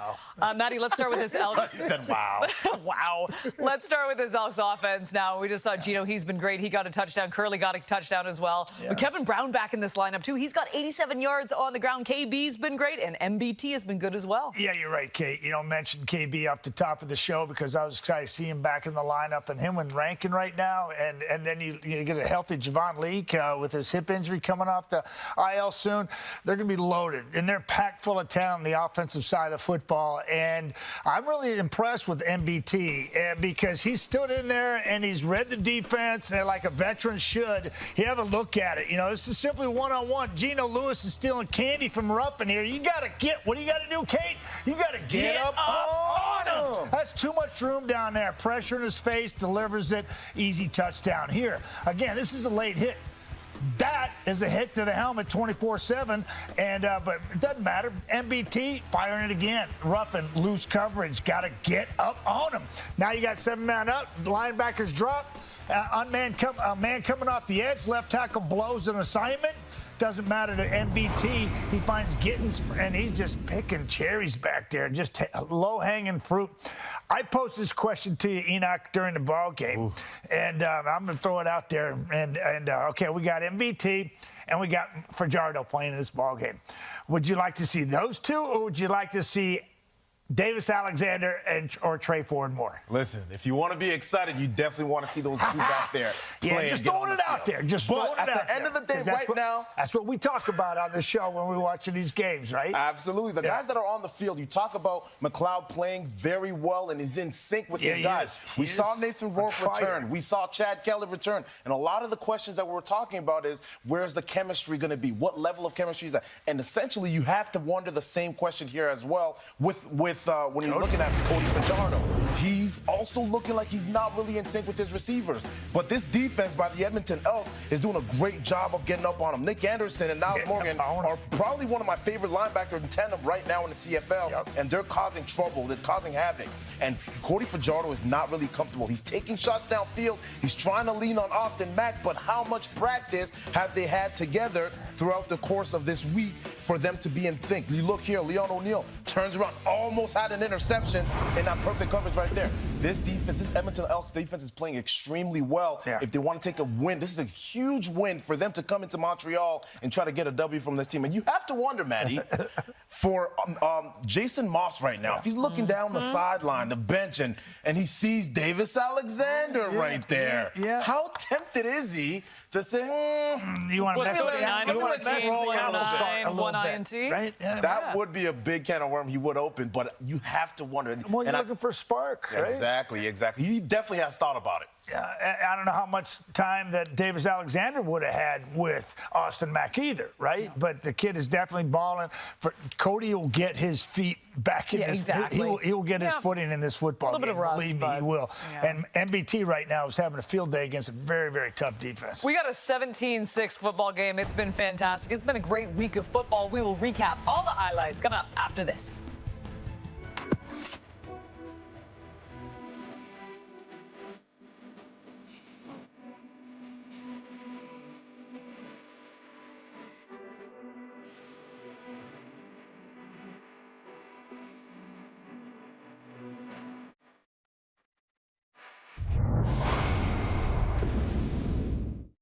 As promised, your Week 12 highlights: Rough Riders, Argonauts on Thursday night. Argos getting reigning MOP Chad Kelly back after serving his 9-game suspension. Pick it up late in the fourth, tied at 19. Riders pinned deep on second down. Trevor Harris. Oh, no. Oh, it's incomplete. The Riders elected to punt it away on third down, allowing the Argos to get within field goal range. And with time expiring, Liram Hairelahu from 40 yards away. Oh, he misses it. The game's going to overtime. Oh, wait a minute. We won. That's right. It cleared the end zone. Nice. I'm okay for the Roots. Are you? I'm all right with the Roots. I don't like it. I'm all right with the Roots. I don't like it. Stop them. Don't let them get in that situation. Tiger Cats taking on the Blue Bombers Friday night, late in the second quarter. Bombers punting up 6-3. Jordan Bird on the return. Bird is the word. First game as a Tiger Cat. He fumbles on the booming hit, though, from Tony Jones. Bringing it. Oh, it's returned by Michael Ayers for the touchdown. Winnipeg, they led it 13-3. Bam. At the half. Is that a table banger there? That's a big table banger. Late in the fourth, Bombers down 4. Zach Collaro is going to find Kenny Lawler for the 10-yard touchdown. Despite 3 INTs from Zach, the veteran QB leading the 72-yard game-winning TD drive as the Bombers don't look now win their 3rd straight game. Only pass that matters, Kate. Right there. Exactly. Welcome back, Kenny. Lions taking on the Red Blacks Saturday. Third quarter action. Drew Brown hits Nick Mardner, who makes a man miss. He go. Whoop. Good. Go. Off the 64-yard scar. First CFL touchdown, and then guess what? He was in a groove. Brown to guess who? Mardner again. Not done. He doubles up for his second major of the day. Dude, he's just playing with them now. He is. Now in the fourth, Lions down by 10. Nathan Rourke. He's going to be stripped. The Red Blacks are going to recover. Rourke, 30 turnovers in his second game back. The Lions drop their 5th straight, and they also drop below 500 on the season, but maybe they'll need that BC crowd to get them going again. And I'm not talking about in Vancouver. I'm talking about in Victoria. It is Touchdown Pacific. We are going on a road trip Saturday, August the 31st, next weekend, 7 Eastern, 4 Pacific. Pregame, though, going at 6:30 Eastern. You're going to have to watch it. It's going to be absolutely stunning. Of course, last year we were in the East. Now we're heading west. The crowd should be rocking. It is sold out. We can't wait, to say the least. It's once again the Lions taking on the Red Blacks. Let's talk about this Labor Day weekend, because it's a kind of a big deal in the CFL. Enoch, of all the amazing matchups next weekend, what are you looking forward to the most? You got to look at the Winnipeg Blue Bombers, the Saskatchewan Roughriders. No, it you is don't. going. You can look at it. You can. I want to look at it. But it is getting spicy in the West, and I want to see what happens over there. I'm going right back to what we had last night in the nation's capital, going on the West Coast to Victoria. I'm going right to that football game because I can see, whether it's VA or Rourke or whether it's Brown or Mazzoli, I'm all in this football game. It's going to be a heck of a football game. It's going to be a party out there in Victoria and on the West Coast, as it should be. So, Kate, that's where my eyes are focused. What about you? You know what? I'm also looking to the rematch. And that game last night I thought was great. And I think that, BC's got to get something going at this point, and all eyes now, too. If VA is healthy, what are they going to do in this situation? I'm not looking past, because I just think it's Labor Day, and it's on Labor Day Monday. I'm not looking past the Tiger Cats and the Argonauts either. They always get up for the game no matter what, too. And we want to watch all the games. I am going to be watching all the games, and I think it's going to be hostile territory for Chad Kelly and the Argonauts as well. It's all hostile territory. I agree. On Labor Day weekend. Oh, my goodness. When you go to Alberta, just crank it up. Just tighten those chin straps just a little bit more and bite down a little harder because the hits are coming. Okay, here we go. You got Nathan Rourke, and you got VA completely healthy. Who are you starting, Enoch? Coach Campbell is going to stick with Nathan Rourke, I believe. I truly see that coming. Wasn't the question. That wasn't the question. Nathan Rourke. I mean, it's going to be tough. If you're putting VA right now, then you're going to have to open up a whole can of worms that you're going to have to answer so many questions for. Huh. Interesting. Where are you going, Maddie? Oh, did you ask me that? I had to ask both of them. That's right. Yeah, you're not getting away with not answering. Man, yeah. Yes, hasn't said anything yet. Yeah, I'm just going to split it up here. I think I might go with VA, right? And get the veteran off the bench and let's. You know what? You got to answer the question. Here's the 1974 Alouettes team. Hey, you know what? And I absolutely love every bit of this because you're looking at some studs on this football team. You've got Gord Judges. You got the late, great Doug Mitchell. You got Junior Ayu, Peter Della Riva, Gene Gaines, Johnny Rogers, Larry Smith, Wally Buono, Don Sweet, Sonny Wade, Glenn Weir. Come on. Well, the sun has gone down here in Montreal. They have thrived, the Alouettes, when things get dark. It's at Percival Molson Stadium. Here are the stats from the first half of action between these two teams. 112 rushing yards for the Edmonton Elks. Makes you wonder, what are the adjustments for the Montreal Alouettes to try and shut down that running game? Kenzie Lalonde is field side with Tyrese Beverett. My first question for you here, Tyrese, just those conversations at half. What were the conversations amongst the offense? I mean, just stay in it. We know what type of team we got. We know how we play in the second half. Just be ourselves. I don't think we was ourselves in the first half. I told them come out as a new team and don't let nobody recognize who we was in the first half. This Elks have been able to rely on their run game. Just how will you guys go about shutting that down here? Just play gap sound. Just do your job. That's it. Do your job. Stay focused on what you got to do, and I think we should come out on top. Appreciate it. Yes, thank you. Guys? Thank you, Kenzie. Yeah, it's, Lapa, we were doing Calgary-Toronto a little while ago, and remember Reggie Begelton said, yeah, we'll be a totally different team in the second half. Well, they were. They were a completely different football team. We shall see. That wasn't quite a Reggie Begelton guarantee of confidence, but it sounds like Tyrese Beverett believes that they can fix a couple of things here and there and be able to shut down Kevin Brown and Justin Rankin. Well, look for Montreal to start doing a little bit more blitz and pressures on first down to help get more people because they're struggling stopping the run with those extra players. 17 rushes, 112 yards for the Elks. So they're playing what Jarius talked about. He said, hey, I'm going to make sure I continue to run the football, and it helps when they have a great average. And interesting, the last 3 games, at any point in that game, they've had a 17-point lead. They got an 11-point lead now. Be interested to see how Montreal responds. We are off and running here in the second half to close out another great CFL week, as this time Sean Thomas Burlington in the kickoff return as a flag comes out, and Cody Fajardo back out onto the turf after his first half. What'd you think as they were talking about back in studio? Davis Alexander, he's sitting there on the bench. I don't think that's going to happen anytime soon, but Cody wishes he had a couple of throws back, I'm sure. Yeah, you know, I think they've also had a little bit of trouble trying to run the football. They've been in some second and long, so they're not getting some of those first downs on first downs. So they've been in a position where they're just, you know, it's also hard when you face a team like Edmonton that continues to stay on the field and not give Cody the opportunities. Certainly feeling it out with Austin Mack as he gets back into the lineup and not having very many practice reps, but it's great to be able to have Mack and Fajardo paired up once again, but it's not as though you can just drop 2 guys back into the same uniforms and everything's going to look perfect. No, and, you know, certainly what happens a lot is, you know, there's just 1 turnover in the game, but these are 2 teams that don't turn the ball over, so you're not going to get a bunch of free plays because of turnovers. Hold on the return, backs up Montreal, so Fajardo from his own end zone throws this one over the top. Between coverage. How on earth did Cole Speaker get that open in between 3 green and gold bodies? You get these sometimes. You try to flip the field when you're back. Right, let's take an all-20 look picture. Let me show you. He's right here. He's going to run up. He's going to run out. They're going to clear out to take the top off the coverage, and then he's going to wheel back up the sideline. See there, it's what you call a wheel route or a vertical stretch. Great throw, great high hands by Speaker to make the catch. You flip the field with 1 big play and get great field position. Keep flipping it here across the 55 and more. Walter Fletcher all the way down to the Edmonton 45-yard line. As they continue to get chunk plays to open things up, it'll go for 19 yards to Walter Fletcher.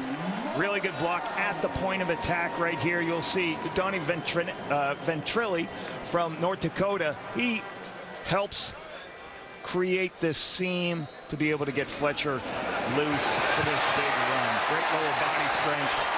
Really good run. That's the way to flip the field. They're already in field goal range with 2 football plays. Well, they empty things out with Walter Fletcher as a receiver. 3 by 3 they go. Cody looks right, comes back left. Cole Speaker gets another touch after a really quiet first half. Speaker taking his turn in this Montreal receiving group. You love this call. They're at a 52-yard field goal at this area of the field. What do? Call a quick middle screen, so you don't worry about Sean Oakman rushing after me. I can just go ahead and throw to Speaker, get some linemen out in front of him, get 8 yards for the first down. This is what they love to do. Call as many screens as possible, create short yardage situations. Jason Moss obviously made some adjustments and trying to dial those changes up here on the first drive for Montreal. Successful so far. They'll fake the run. Fajardo loads it up now, checks it down underneath Fletcher. Can he turn the corner? No. Great tackle. Nick Anderson adds another to his season tally. And it will be a first down. Max protection on a 2nd and short, trying to get a shot downfield. He recognizes that, hey, the best thing for me to do here, short yardage, just throw the check down to Fletcher so he can get north-south and get that first down. What a great shot from our crew right there. You can actually see Fajardo working his way 1 to 2, that the eyes were moving, and he perfectly timed it up with Fletcher snapping his head around to go and get the first down. Maximum protection here once again. Cody, all sorts of trouble, and just has to get this one away as Fajardo takes a big pop, and it'll fall incomplete. You get pressure on both sides. Again, they got a screen pass called again. The most screen passes called in CFL, but Anderson, I believe, is there to recognize that we're going to play action, we're going to block edges, and then flip back to Fletcher. Sometimes it's hard, those players from the front side of the field, it's hard to get them picked up on the screens back to the other side. Really nice play. Got a feeling that's not going to be a fun one to watch for a young fullback room right there with David Dallaire and Jacob Mason crossing wires a little bit. So it's 2nd and 10. And Fajardo stands in, gets hit again. Oh, no! Cole Speaker, 10-5, touchdown! 33 big ones to Cole Speaker, 3rd catch of the drive.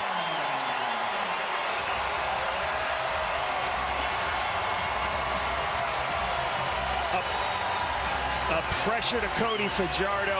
He's hit as he's about to throw the football, but throws a strike for the touchdown. You see a 4-man rush as he climbs to get the ball off. There's a hit by Noah Curtis. Once again on a twist. But Speaker on the crossing route on the post in the middle of the field. Great throw and catch and opportunity. They'll stay in with the offense here for the 2-point conversion. 6 plays, 100 yards. Right on the dollar bill right there. 3:16 it took, but that was the length of the field. And Jason Moss putting it together. What's he going to call here for a 2-point conversion? Protects. Austin Mack with a fade ball. Couldn't hang on to it. Cut off end zone there, not giving him any favors. Back at Percival Molson, but Austin Mack open and drops that one. Could have been valuable. Cole Speaker, 3 catches, 77 yards, all on this drive, and punctuates it in the end zone.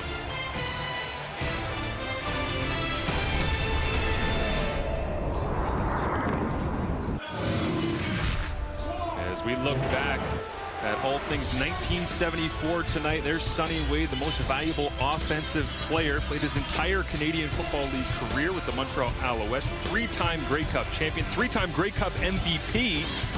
Incredibly impressive resume that he had here with the Alouettes. Rousing ovation for him when he was announced and coming out, getting his hands back on the ultimate prize in Canadian football. And Sonny is standing alongside our Kenzie Lalonde. Very honored to be standing next to Sonny Wade here. 50 years. I'm sorry, I can hardly hear you. 1974, your team back here. Sonny, Yeah. how special has it been to be hoisting that Grey Cup and be with the group again? What I have enjoyed most is the enthusiasm that the football team has, the city has. Everyone is all excited about what they've done and what they can be. Let's go back to that 1974 game, a rainy day in Vancouver. He came off the bench and got it done. You were saying that group felt like underdogs going into that game because of how good Edmonton was. How were you able to do that through the 70s, get these wins for the Alouettes? It's a good question. A lot of luck involved, but in 74, we were down 10 to nothing. The momentum was all on Edmonton's side. We got a couple of turnovers. We're able to take advantage of those turnovers, get some points, and we went on to a fairly well-earned victory. Appreciate the time. Thank you. Thank you, Kenzie. Thank you as well to Sonny for hanging out here, having a great time at halftime and soaking up the 2024 Alouettes as this one rifled into traffic and nearly intercepted. Sonny will be shaking his head at McLeod, ripping one into traffic there, Lapo. Yeah, I think he just feels like, I think there's going to be enough space here and I can get this ball into Gino on the inside. They're going to come in right here. As they do a little quick inside zone fake, Gino comes into the middle of the field. But really good push by Sutton's in a good position. Wesley Sutton to be right there. David Foucault's eyes got real big, real fast.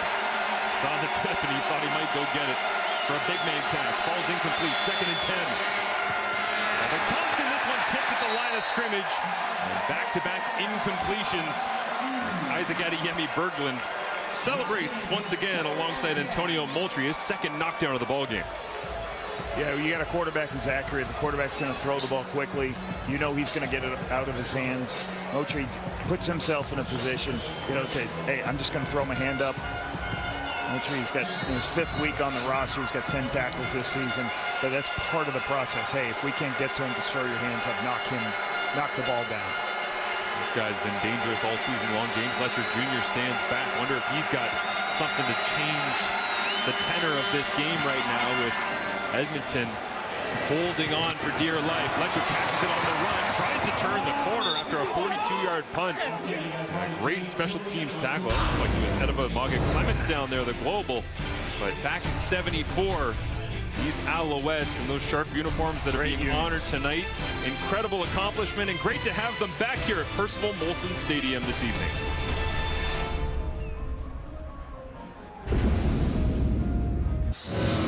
Very successful drive we just witnessed for the Montreal Alouettes to open up this second half. Cole Speaker plays the hero, but a little bit of everything from everyone in red, white, and blue tonight. 100-yard drive, and that's what you want to do when you're at your own 10-yard line. Try to get one explosive play to flip the field, get a couple of runs, hit Cole Speaker, get the big play for the touchdown. So that's a huge momentum flip. Get your fans and your defense involved. Hard count, then they'll hand it off right down the pipe. And getting the rare carry to the fullback, David Dallaire. Out of Laval, gets a touch here, mixing things up. They've been doing a lot of things, you know, as they keep trying to figure out using all their athletes to touch the football. You saw last week, they also got James Letcher a couple of runs last week in situations, and he tried to throw the football last week. So they're utilizing all their personnel through week to week. Well, Jason Moss never afraid to open up the playbook and change things on the fly. Doing a little bit of that here tonight. Fajardo, it's a three-man rush, gets it out. Austin Mack not on the same page on that one. Was that just coming out of the break on a curl route, the wrong angle? Well, he came out on a curl, and Cody threw it like it was an out cut. So not sure what happened there. We'll talk it through and get it sorted out. Jason, it seems to be not sure what happened either. Moss not happy about miscommunication between Austin Mack and Cody Fajardo as they both return here to the lineup tonight. Only trailing by 5, but lots of points and yards left on the table to this point as Edmonton comes after this punt a little bit. Joseph Zima hooks it down inside the 15-yard line. Returned by Gavin Cobb, young Canadian out of the University of Manitoba. And a 51-yard punt that brings it back to the 40-yard line. Caitlin Clark and the Indiana Fever will face Eastern Conference rivals, the Atlanta Dream, tomorrow, 7:30 Eastern, 4:30 Pacific on TSN as the WNBA rolls along. My question, is Caitlin Clark ever going to have a day where she's not playing basketball? That was crazy to me that she went straight from March Madness into the WNBA, no rest. Yeah. Jerry's one of the things he really, you know, I loved it when he talked about this week. One of the things he wanted to do is make sure we started slowing practice down. We'll talk a little bit more after this play about it. Well, they go with the heavies again. The extra offensive linemen in as fullbacks. Getting back to what worked so well in that first half. And what previously had done under Chris Jones was called the double barreled. So when they had one pass skeleton going or one team period, the ones went, and then they turned around, and then the second group went. And you get a lot of reps that way. But Jerry's just felt, we got so many young players, we're not teaching them well enough. So we need to slow it down. They stopped doing the double barrels. They added more meeting time so they could coach these younger players. And the results have been very good for him the last few weeks. Well, certainly a 3-game winning streak here after beginning 0-7. Von Bethel-Thompson. Montreal shows pressure, bail out. He gets it out of his hands anyway. Here's Mayala, makes the grab. And they rally to the football. That looks more like Montreal Alouettes defense that we've seen throughout the start of this 9-1 campaign. Yeah, and defensively, you know, this unit has only allowed 5 30-plus completions all season. So they love doing this. Hey, we're going to drop people out. We're going to run to the football. We're not going to give up big plays. We're going to force you to throw it sideline side, and we'll bring you down, and they tackle so well.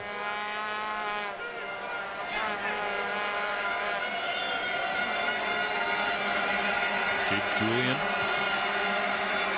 ready to send it away. Midway point of the third quarter here in Montreal as James Letcher Jr. heads fast as he possibly can to try to get to the wall, set up that wide field return, and takes a big hit at the end of the play as they fight for the football, but James Letcher Jr.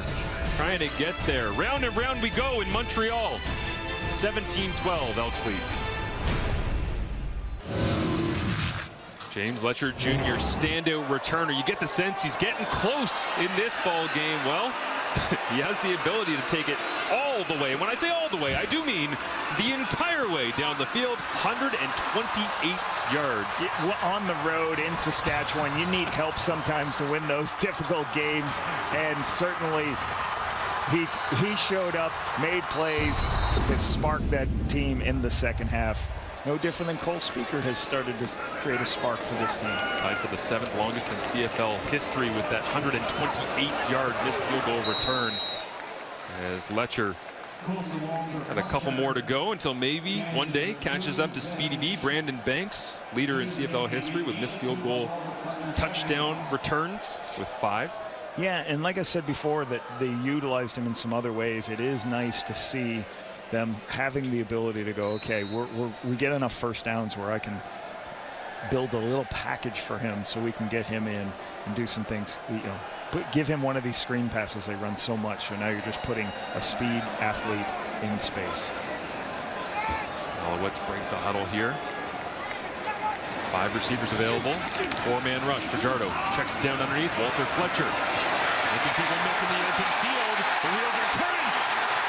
And Fletcher pushed out of bounds, but not until another huge play from Walter Fletcher in the passing game. Been huge for the Alouettes this season. He leads the Canadian Football League in yards after catch. Everybody lifts in zone. What do? You throw it out to him in space. He makes Jackson miss. And I always say this to the quarterbacks, you're never going to go broke putting money in the bank. Can't find anything. I'm going to get it to a guy who makes people miss. This is the leading YAC team in the Canadian Football League. Get him the football. And that's because of that man right there, Fajardo, on 1st and 10 as a flag comes out. And Fajardo heading towards the sideline, bumped out of bounds. And that's going to be unnecessary roughness as our camera crew and sound group down there gets banged into the billboards as well. If you're close to if he's close to the sideline, if he's running to that space, just let him go out of bounds. You don't want to be close. You don't want to be close to create that opportunity. The officials are going to protect the quarterback as he's running to the sideline like that. Just not a good penalty for them. Niles Morgan in some discomfort on that sideline as well. As we look back here, it looks like it's going to be a holding call, easy one there against the Alouettes, but then this at the end of the play changes everything, and then holding Montreal number 65. Kai Gray gets tangled up with Niles Morgan. Number 5. The balance is 5 yards. The thing with the quarterbacks who run a lot, Marshall, that's the thing you have to be cautious of. Sometimes quarterbacks who run too much tend to get holding calls because the ball's not out quickly, but this is certainly just not a smart play by Gray. You can't do this.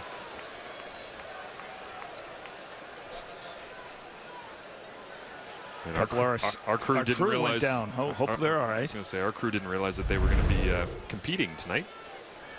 As Niles Morgan remains down. That was a nasty collision between Kai Gray and Niles Morgan along the sideline there. High speed.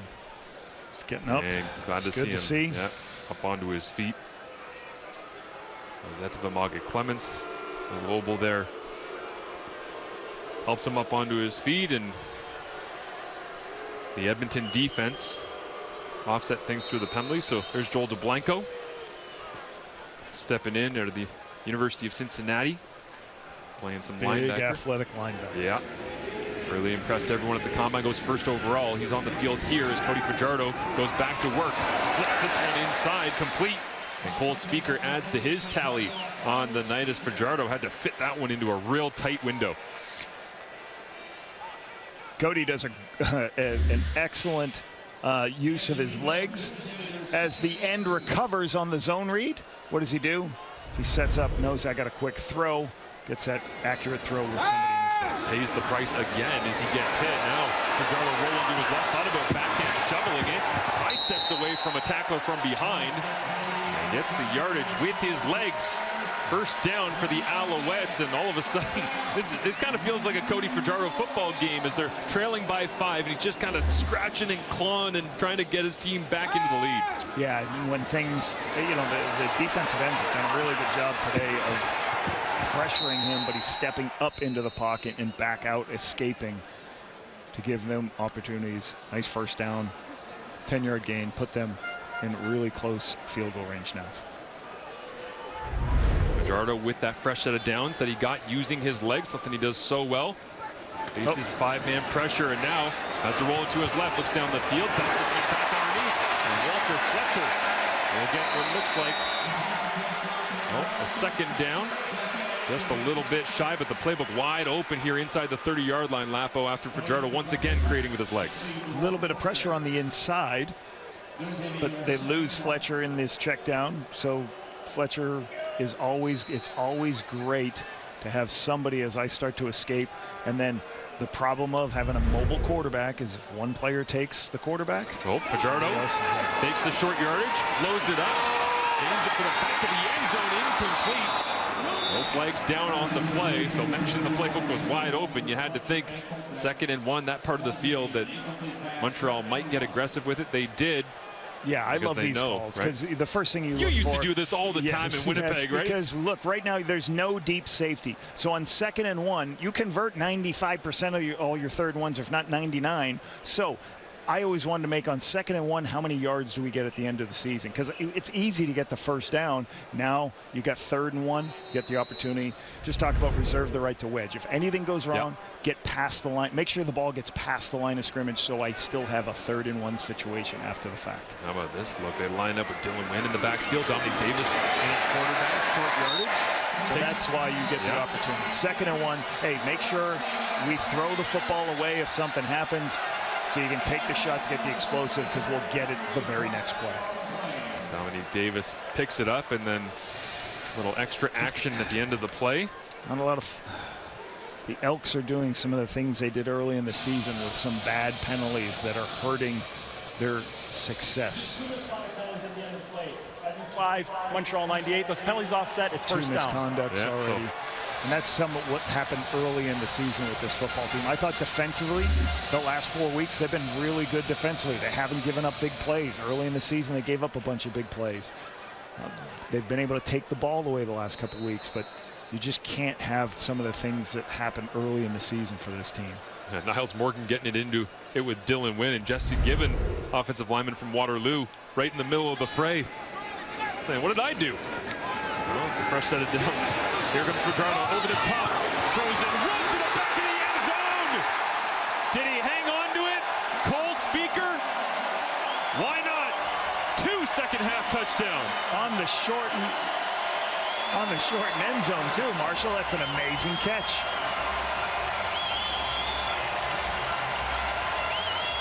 Story of this drive is Cody Fajardo using his legs. This is great. Flip it, go around.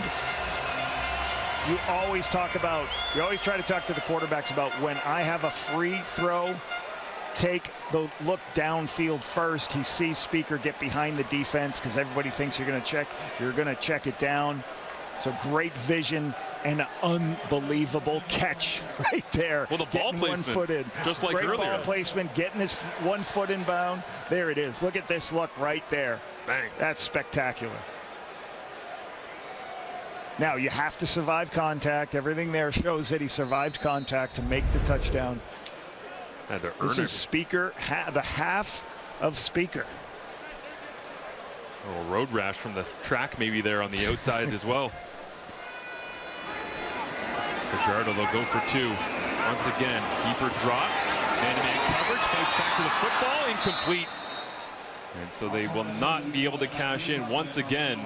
But 18-17, Montreal retakes the lead on this. The Cole Speaker toe tap in front of Bynum. And Fajardo's fired up in his return to the lineup for the Alouettes.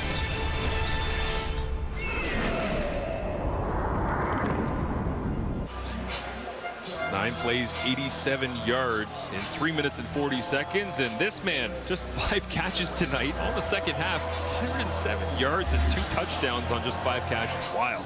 And one of the things you're always practicing once a week is doing this. High catch, high hands over the top so you can see the ball into your hands, and then what you call a toe tap.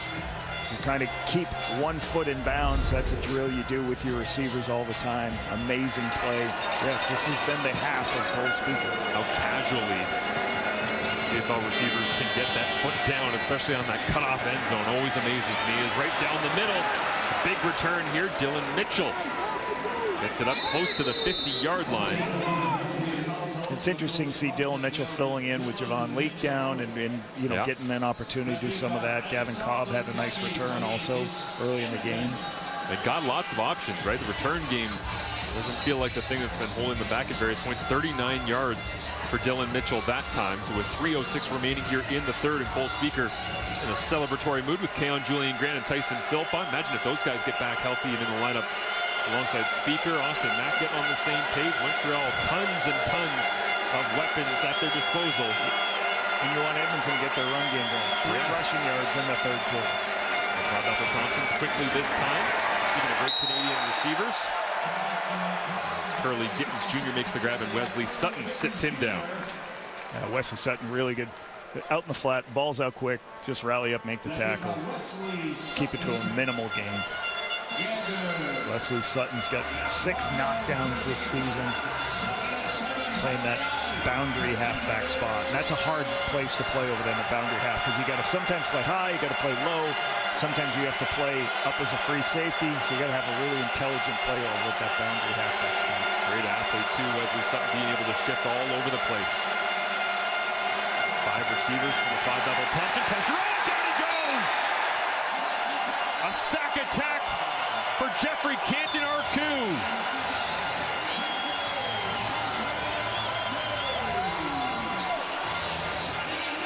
Once again, the twist game is what is getting them, all right? They are doing this, and Canton-Arcou is going to come all the way around. Why you do that? You're trying to get your alignment on different levels, and that's what happened. As he twists around, they lose sight of him, and he shows up in the quarterback's face before he can throw the football. So this twist game by this defense is what's affecting the Edmonton Elks offensive line. Canton-Arcou is getting scary good at just getting lost in the fray. Fast. So when he comes around the edge of defense, it's better to use a linebacker than a defensive lineman, because it's so hard to adjust to begin with, but then you have a speed player adjusting. That's a junior on the return here, makes 2 men miss, and then wrapped up and brought down. Jeffrey Canton-Arcou grinded away on special teams as well, gets his second here this evening, and had some pressure earlier as well on McLeod Bethel Thompson. He just kind of gets lost in the shuffle though, and then it's just his burst to finish him. Yeah, pretty special. You want to have, that's part of what this defense do. They have so many excellent linebackers, so sometimes they like to play with a 3-man front, and then it's way better to utilize those speed athletes in all their drops. They're showing the blitzes and then their twist game. And you could see that the offensive line got lost, couldn't react back to the twist. Jardo starts this drive with a handoff to Walter Fletcher. Not going anywhere as Fletcher continues to get lots and lots of attention in the offensive play calling, and Kevin Anderson's doing everything he can to catch up with 25 as we look at Cody Fajardo's numbers so far throughout this second half. Slowing down a little bit from the pace that he had earlier on in the season, but that long drive that he had with the completions to Cole Speaker, putting him right back on pace as Edmonton all-out pressure. Fajardo gets blasted, throws it high and far. Charleston Rambo in front of the Edmonton bench as the Elks are saying that he pushed off, but man, Fajardo once again, just like the Speaker touchdown, Lapo stands in, gets rocked, and delivers an absolute dime. The difficult of what happens here, I'm going to show you this. See this, all these players are up close at the line of scrimmage, and that's going to be where he throws. But when you're this close to the line of scrimmage, when you're going to play man like this and pressure, the quarterback knows where to throw the football. He took his matchup to Rambo to the wide side of the field and makes the play. They flip it out, get a completion to Nate Bahar once again. Let's get another look at that. You're right, because it was just the one free safety high, and Fajardo knows he's going to get absolutely destroyed, and man, he had to earn every bit of this. Yeah, you know, you're hoping one of the Edmonton defenders makes one person miss, and that's what happened, but he got the ball out of his hands. That's why you got to throw it immediately. Jackson couldn't make a play. He's running with him. Rambo's in a good spot, and we talked about it this week. He worked a lot this offseason on being a better deep ball thrower because it's something he struggled with last year. Huge part of why Fajardo started the season so hot. Now he gets Austin Mack into the mix. Nice catch. Austin Mack there. Down around the 15-yard line. And the Alouettes, after a struggle to get things going in the first half, all of a sudden, third quarter, picking it up. Cole Speaker with a huge third quarter. A pair of touchdowns. Austin Mack back in rhythm as well. And they have the lead. Headed to the fourth here at home. The Edmonton Elks -2 net yards in that third quarter, 256 yards. All of a sudden, the Alouettes look like the Alouettes from the early season. What happened here, Lapo? How is this possible after the first half we watched? Feels like a completely different game. It's the big plays. What they've done all season long, better than anyone else. They've hit a bunch of big plays. Cole Speaker's got 3 or 4 of them just in this half alone, and defensively they found a way to stop this run for the Elks. So really impressive. Now, interesting thing, Edmonton, Montreal, 3 of the last 4 games came down, Marshall, to the last final 3 minutes, so they'll be interesting to see. And I was really surprised to see that 6 out of the last 7 times these teams have played, that the Elks have beat Montreal in Montreal. Pretty impressive. A lot of success coming east. Montreal has had a ton of success going west this year, undefeated on the road. Their only loss here against the Double Blue, the Toronto Argonauts, earlier this year. It's Fajardo, deep drop, trying to get to the backside and set up a screen. Now he'll just run it himself, gets tackled from behind as his legs were clipped out by Elliott Brown, you mentioned earlier on. Great athlete at that front 7. He's going to chase you down. Yeah. Right? Second on the team with 3 sacks, and his... You know, I know the coaches really love this player, and they just felt that he's got the ability to, he's going to be able to be somebody that's good in the league, rushing the passer and chasing from behind as Cody gets flushed out of the pocket. Brown with his 4th sack, matching the season tally of Jeffrey Canton-Arcud, who we talked about from the Alouettes. Fajardo on 2nd and 14 after the sack. Over the middle and intercepted. They drove on it, and it's another interception as whistles blow. Oh, and they'll say incomplete. Darius Bratton going for a run down the sideline, but the official on field waving incomplete. We'll get another look at it for you at home. Bratton has 2 interceptions already this season, 2 fumble recoveries. He's got 4 takeaways. He's been a good young player at boundary halfback. We'll take a look.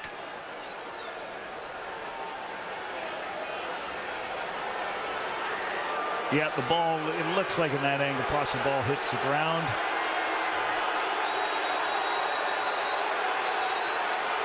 Oh, and Jarius just got out the cannon.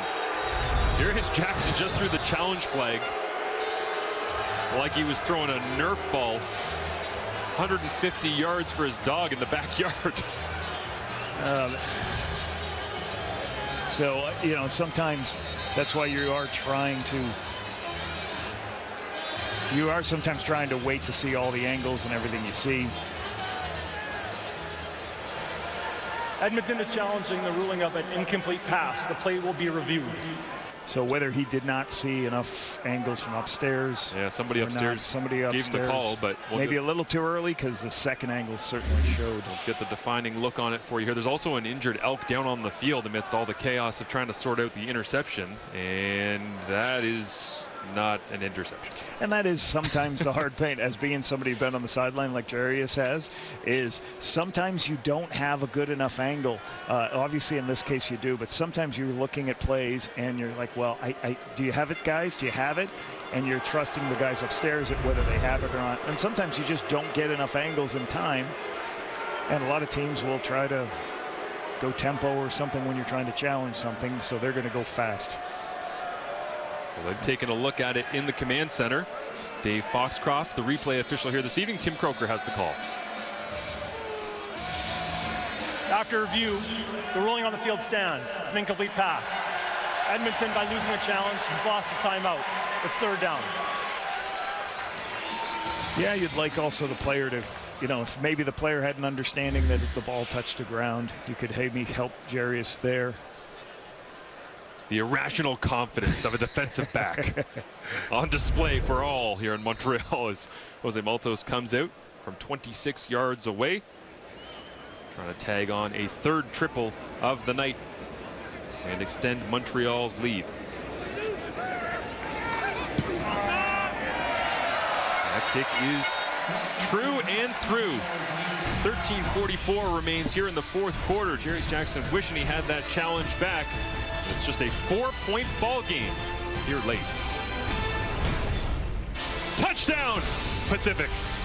That's how you're supposed to say it, right, Latipo? Look at that. Look at it, Victoria, man. CFL and TSM will be back on Labor Day weekend as the Red Blacks take on the Lions, 7 Eastern, 4 Pacific on TSN. And the party goes west this year. Jealous of everybody who gets to go experience that wonderful event in a world-class place. Amazing, amazing night. Looking forward to seeing the Lions kind of bounce back. Ottawa on fire right now for a victory at home. As the running game churns away, Justin Rankin gets the touch that time. Tyrese Beverett always at the bottom of the pile. Getting 5 yards, putting themselves real manageable spot here. Jarius with that challenge that didn't work out for him, but as I said just a minute ago, trailing by 4, has possession. Held Montreal to just a field goal. And Bethel Thompson trying to dial it up in a comeback here. This time goes to Curly Gittens Jr. Extends the football forward, just making sure he had the first down. He does. It's their first down of the second half, Marshall, but it's just so hard with McLeod Bethel Thompson. Montreal does what they do. They walk a bunch of people at the line of scrimmage, drop people out, but he already knows where the soft spot is in the defense, and he takes the throw on the 2nd and 5. And again, there's going to be holes on a defense in the zone. You just got to be able to find where they are. Anthony Arku watches on from the sideline here on 1st and 10. Extra offensive lineman in for the Elks. They'll go quick game outside. And a completion. Little RPO action, call the run, sling it outside. Good call, former quarterback. I love this. So their adjustment in Edmonton is like, hey, we're going to add more people to run the football, but if Montreal adds people, you're going to have a one-on-one outside, McLeod. Go ahead and throw it on the perimeter. That is a run play, everybody, but they have what's called the kill, where you throw the ball in case there's too many people at the line of scrimmage. So great recognition, great game planning. To be able to attack this Montreal defense. McLeod makes that look easy, but 2 seconds before the snap comes up, his brain's going a million miles an hour. And this time he'll just turn around and hand it straight off. Well, and sometimes the tailback's not sure. What I thought I was getting the ball, right? Yeah. You got to kind of teach him, hey, if he turns away, when he turns away, make sure you just keep diving, get out of the way of the quarterback as he's throwing the football. Gain of 5, picks up another first down here. They'll move the sticks with Rankin. Darnell Sankey right there as well. Gets up a little gingerly, but back on his feet. One of the best middle linebackers in the Canadian Football League, having to earn his paycheck here tonight against the inside running game of the Edmonton Elks. Trying to churn away a little bit of clock. And I can't believe that guy was a free agent in September of last year. It's amazing, amazing pick by Danny Machocha. Doesn't feel possible, does it? As this one completed, once again, Tevin Jones working in that slot back spot, and that'll go for a gain of 12. Another Edmonton first down. Tevin Jones has been, was this organization with Montreal in training camp, gets released, and actually the coaches on defense for the Elks had said, hey, listen, where's Tevin Jones? Because we hated going against him when he was in Saskatchewan. When we saw him in practice all the time, we felt he was an impressive football player. So credit to the Elks defense coaches for trying to get him into the building. And he's been great. He leads the Canadian Football League in deep catches this season, or yards per catch. Been really good. Kevin Brown back into the ball game here. Behind McLeod Bethel Thompson, hard count. No flags come up. Brown gets the touch, gets tracked down from behind. And as much as they're trying to stretch Tyrese Beverett and Darnell Sankey sideline to sideline and then pound it up in between the tackles, once in a while, Beverett's just going to go make a play because he's that guy. He's coming off the backside of the screen. You can see him right here chasing the play all the way across. And as the play gets stretched out, once you put your foot in the ground to turn back, he's going to be right there to make the play. You got to sometimes control that edge with some extra people, or else he's going to run down and try to make the play. Tyrese Beverett does not miss often, especially if he's a free runner like that from the backside. The loss of 1, 2nd and 11. Bethel Thompson misses in behind the intended receiver. That was Geno Lewis. KB and Ento there to supply the coverage.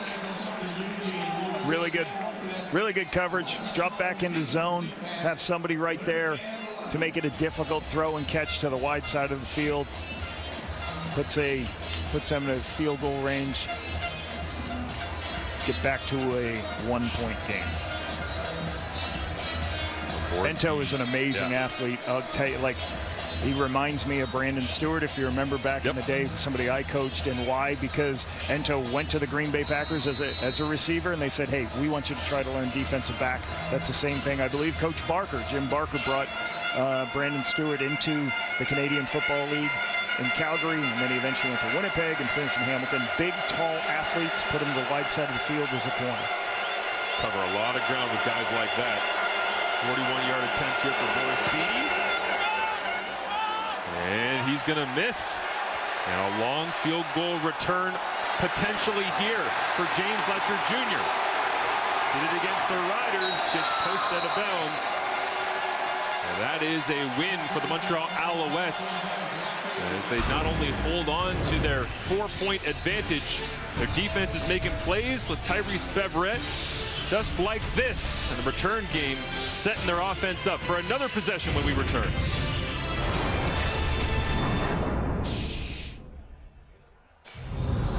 Now Cole Speaker, you don't have to charge him up. He's always ready to make big, loud plays. 5 catches, 107 yards, two touchdowns. Amazing. Give him deep balls, give him underneath balls, let him run with the ball in his hands and make spectacular catches in the back of the end zone. Pretty impressive football player.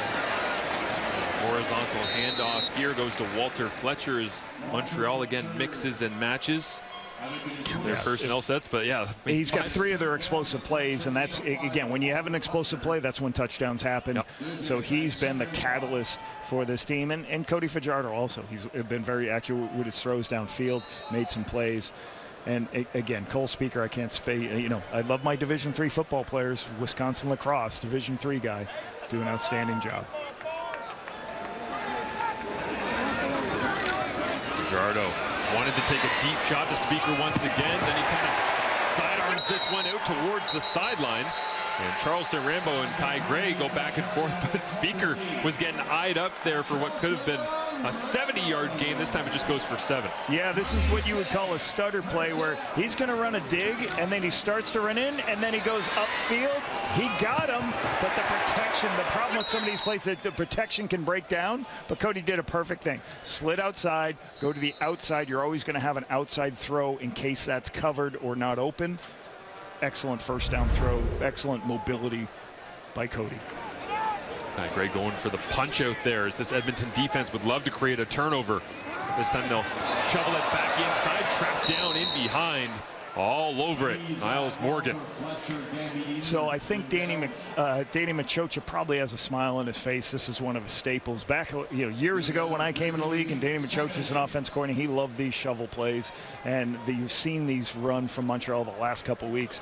It's as that end comes up to play the quarterback, it's an upside down option. You can just flip it to the running back coming on a course to get the ball. So as they go wide to get Cody, you just flip it to your running back. It's all great when you play the mind games with the DN, but somebody's got to block the middle linebacker, right? Flying in from the backside there. Niles Morgan all over it, identified it.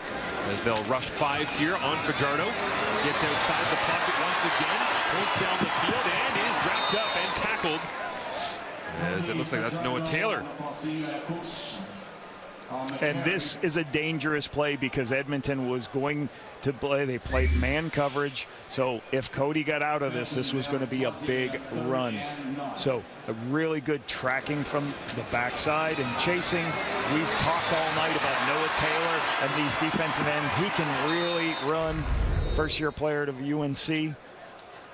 Only 225 pounds, but he's got the ability to run people down. And the length, right? I mean, Yeah, 6'5". Yeah, amazing. Long arms and high. I mean, he is an incredible athlete.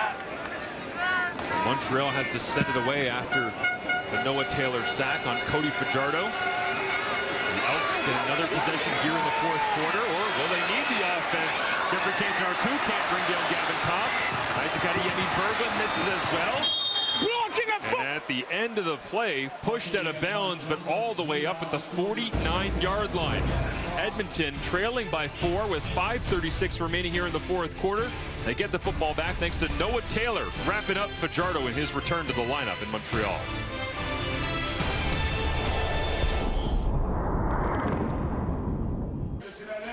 There is Jarius Jackson as the rushing game gone away. We saw Noel Thorpe on the whiteboard before they even got into the locker room at halftime.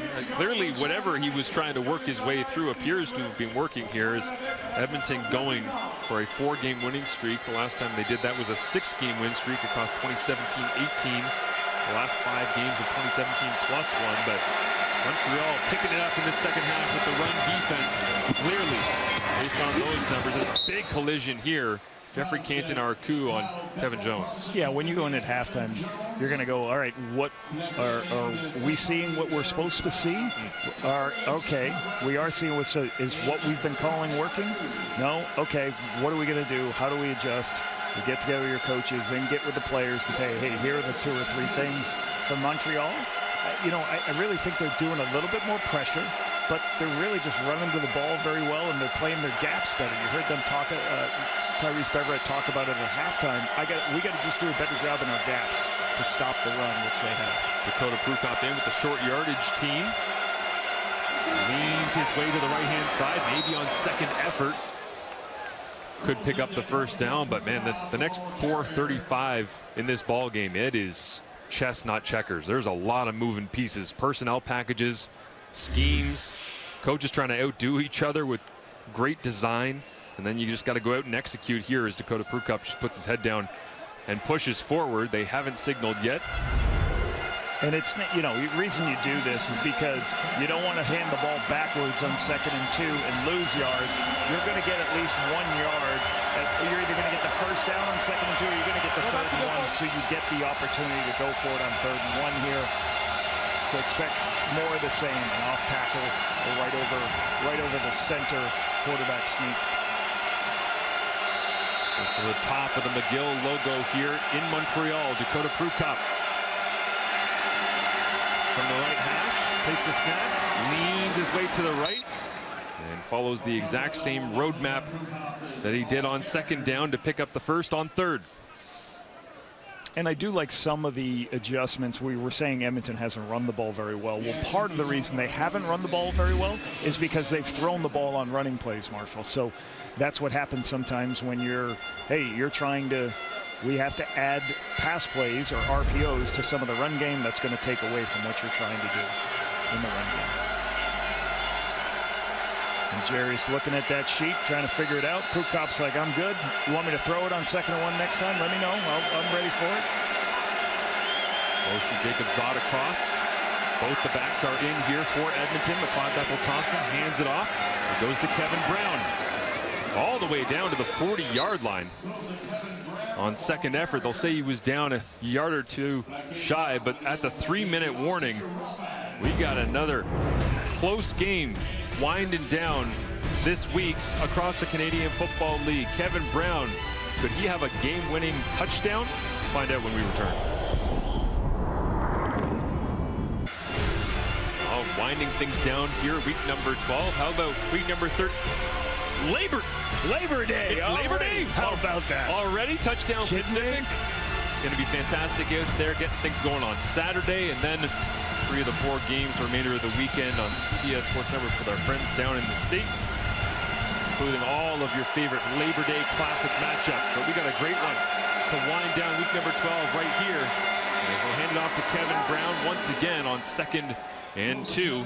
He gets the first down, and now you have to wonder, okay, Jarius has been leaning on the running game. He said he wanted to run the football. He told us that this week. Had a lot of success with it, Lapo.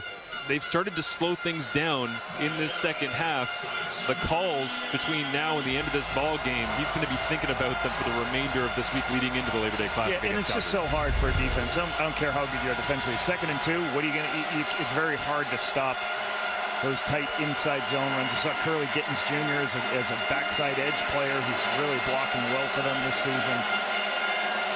Keeping the extra offensive lineman, Kevin Brown, to 102 yards to the outside. Herjubaya digs that one out of the turf. Down at the 24-yard line, complete. And that will be another Edmonton first down. Mayala gets an opportunity for a one-on-one because you'll see everybody in trying to stop the run. You get a big one-on-one matchup, you fake it, and then go, I've got free access. What does that mean? Nobody impeding me. I can run up and break out to the sideline. Excellent bringing his body down to make this catch a little bit underthrown. That's a way to get a first down on first down, keep the chains moving, and get close to the opportunity for the touchdown for the win. Never say never. There's Edmonton. Little flip inside, Curly Gittens Jr. on the pop pass, turns north-south, gets some great yardage that time, down to the 12-yard line as Curly turns on the Jets. This is the first time I've seen this all night, and it's a misdirection play. And I mean, like everybody's going to be going this way, but then they flip the ball. Going the opposite direction, you're trying to misdirect, get everybody chase those two pullers, and then you hand it the other way. Good recovery by Montreal, but then because they separated the defense, he can get north-south and get 10-yard gain. Sustained drive here against the Montreal crowd noise from McLeod, Bethel, Thompson, and the Elks. A lean on the ground game once again. Darnell Sankey there to finish things off after a wall of defensive linemen did their job at the point of attack, and they'll separate Kevin Brown here and Darnell Sankey. Go back to their sidelines and set up shop for a crucial call for both sides. That's the big boys, Mustafa Johnson, Sankey in there saying, hey, we're going to beat our blocks. I get you're going to run up inside. We're going to make our play, forcing a 2nd and 10 here.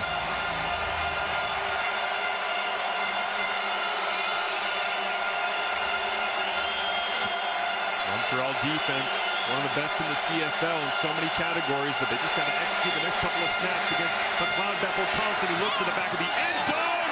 Incomplete. Looking for Gino Lewis. Already scored one in that end zone here tonight. Deontay Ruffin, significantly undersized.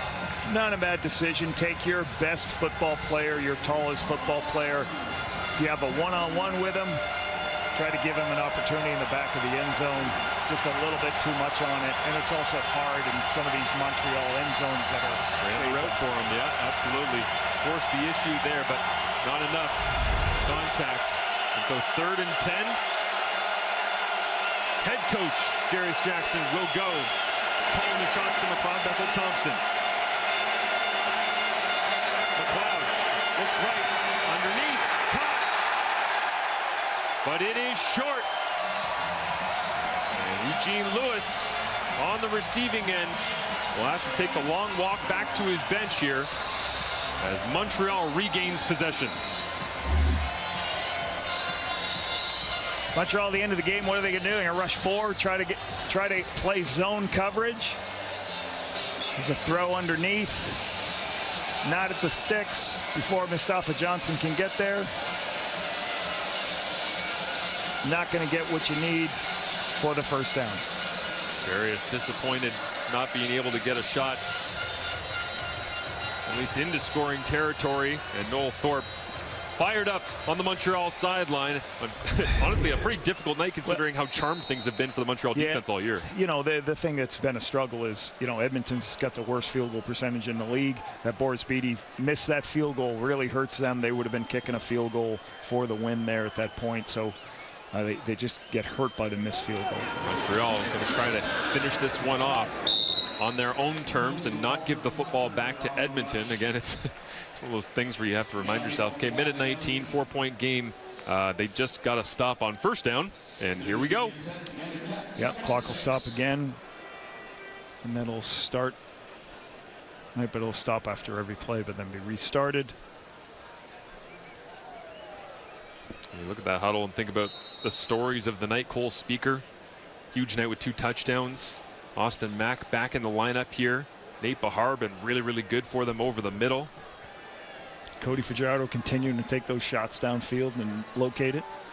And will they take a shot or try to burn a little bit more clock? They will throw almost from his end zone. Fajardo gets it away, rips it, back shoulder, and out of bounds. Incomplete. He was looking for Austin Mack down that right sideline. And so now the Alouettes with an interesting dynamic backed up with the ball spotted at their 10-yard line. Yeah, trying to get the first down so they can run the clock out. The ball just takes Mack a little bit too far out of bounds. You want to try to leave him, give him 6 yards from the sideline. Just a great catch, just out of bounds. Wow. So Joseph Zima will stand about 4 yards deep in his end zone. 2 returners are back for Edmonton. You see Gavin Cobb right there. Dylan Mitchell the other. Zima kicks it away. Solid boot, drops down on Montreal's side of the field. Coverage unit right there. Good job not taking the no yards penalty and wrapping up immediately. Titus Wall downfield on the coverage. A 41-yard punt, but a great starting position with 47 seconds left for Edmonton. Yeah, and I love your point about that. That ball was a short kick. The special teams, they did not incur the 15-yard penalty. They understood it was a short kick. They were able to get out of the 5-yard halo. Or they should be 15 yards closer. So really good job by the punt cover team. Here comes the noise. If you thought it was loud on 3rd and 10, Montreal fans have been great all year after a 2023 Grey Cup. 9-1 on the season. Thompson slung it to the outside. Dylan Mitchell, the intended receiver, Kabian Ento, with all that length and how much ground he can cover, almost got there. Yeah, with Kabian Ento, the wide side of the field throws. There's just so much time for the field corners to recognize the ball in the air. McLeod gets it out there. He's fast, but Ento can make a play on the ball. So it's very hard sometimes to get those wide side throws. And the other thing that's hard right now, they have no concern about running the football. All the linebackers, everybody's out of the box. They don't expect McLeod to run or hand the ball. Three-man rush from Montreal to complete underneath. As Hergy Mayala gets dinged by Darnell Sankey, and he's going to let this one slide as they'll go 3rd and a yard. So now they're going to be in situational offense. So now they're going to call something quick. Well, I was going to say, do they bring in the short yardage package? No, they're going to leave McLeod on the field. So Dakota Prukop watches from the sideline. They're not going to go for the sweep like they usually would in this spot. Little inside handoff. Got the push they needed up front. Oof, man, that is working for it if you're the interior offensive line. And so there's an injured Alouette down on the field as Jarius goes right back to the call sheet. So Jarius will be now communicating in the headset, probably coded words to the quarterback to be able to tell him. You'll see him hand signaling the plays. They want to be up to the line of scrimmage. So as soon as the clock starts, they're trying to conserve as much time as possible. So as soon as this is blown in, expect him to do a quick cadence, and they're ready to go. And Jarius is already saying, hey, we have to go. We have to go right now. Waving at McLeod Bethel-Thompson from the Edmonton sideline. McLeod rips this one to the far side, telling him to get out of bounds. Dylan Mitchell does, pushed out of bounds by Kabian Ento, so stops the clock. 2nd down, 19 seconds remaining, and Edmonton trailing by 4. That's a gain of 8. And Montreal's going to make them do this. They're going to make them, they're not, right here they're playing zone coverage. They're going to say, hey, you got to make all the throws. You got to find where we've given a void. There's a void to the wide side of the field. McLeod sees it.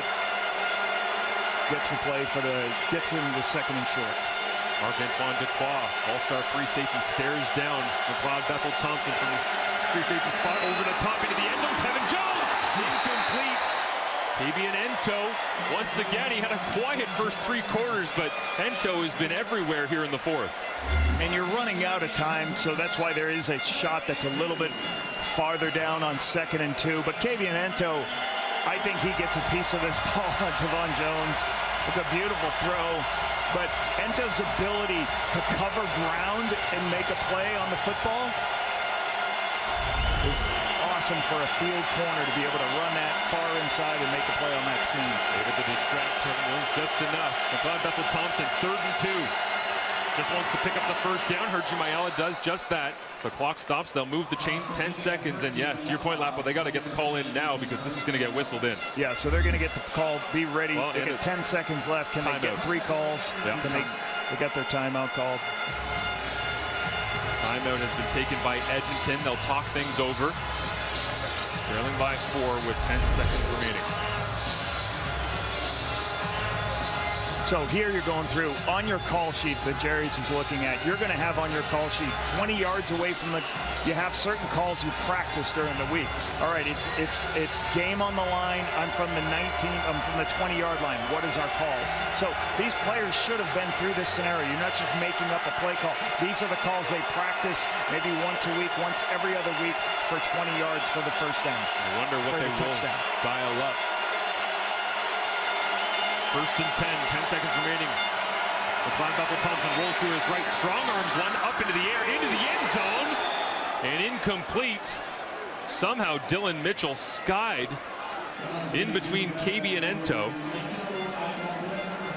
I'll tell you, every time I see KB and Ento near a football, you get scared that he's going to make that play and pick it out to the wide side of the field. Sets up likely one more shot here for the Edmonton Elks. 0-6 in one-score ball games so far this year on a 3-game winning streak, trying to continue it. Montreal 9-1 on the season. The only game they lost right here against the Toronto Argonauts earlier on this season. And you can see Montreal, they're lining up everybody deep because all they have to do is make sure that this is caught. I don't care if it's caught in front. It just has to be tackled in front of the 1-yard line. That's all you have to do. So get a tackle, right? Play everybody deep.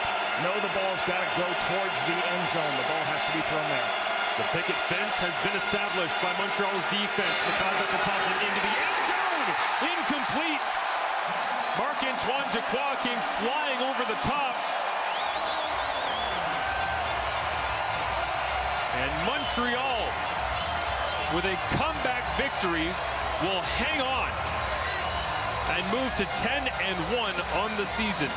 21-17. You can see the speed of Dequoy. He's just tracking the eyes, and then he uses that speed that got him and made him one of the best players in the league. So he just runs it down, watching his eyes, just go make a play on the football. I like they're trying to take a shot. They do a good opportunity. They got 2 plays to the end zone, 2 opportunities to make the catch. We just got some talented play around there. You got Beverett there, you got Dubois. It's got to be a perfect throw and catch. And twice, I think these balls have been tipped on the last couple drives. And McLeod turning around to the opposite end here. Percival Molsestein looks at the scoreboard to see if there's any time whatsoever left on the clock on an incomplete pass. Do we get one more shot? Just couldn't do it. Couldn't find a way, but Cody Fajardo does in his return to the lineup here. Austin Mack back in Montreal as well. And they will begin with a victory because that man, Cole Speaker, went and got himself a pair of touchdowns on the evening. A little bit of everything in this one to wind down week number 12. The next time that we go to work on a CFL football field, it will be Labor Day weekend, including Touchdown Pacific. Can't wait to see what the Red Blacks and the Lions look like to kick things off coming up on Saturday. For Paul Lapalisse, Kenzie Lalana, Marshall Ferguson, thanks for watching a tremendous Week 12 capper in the CFL.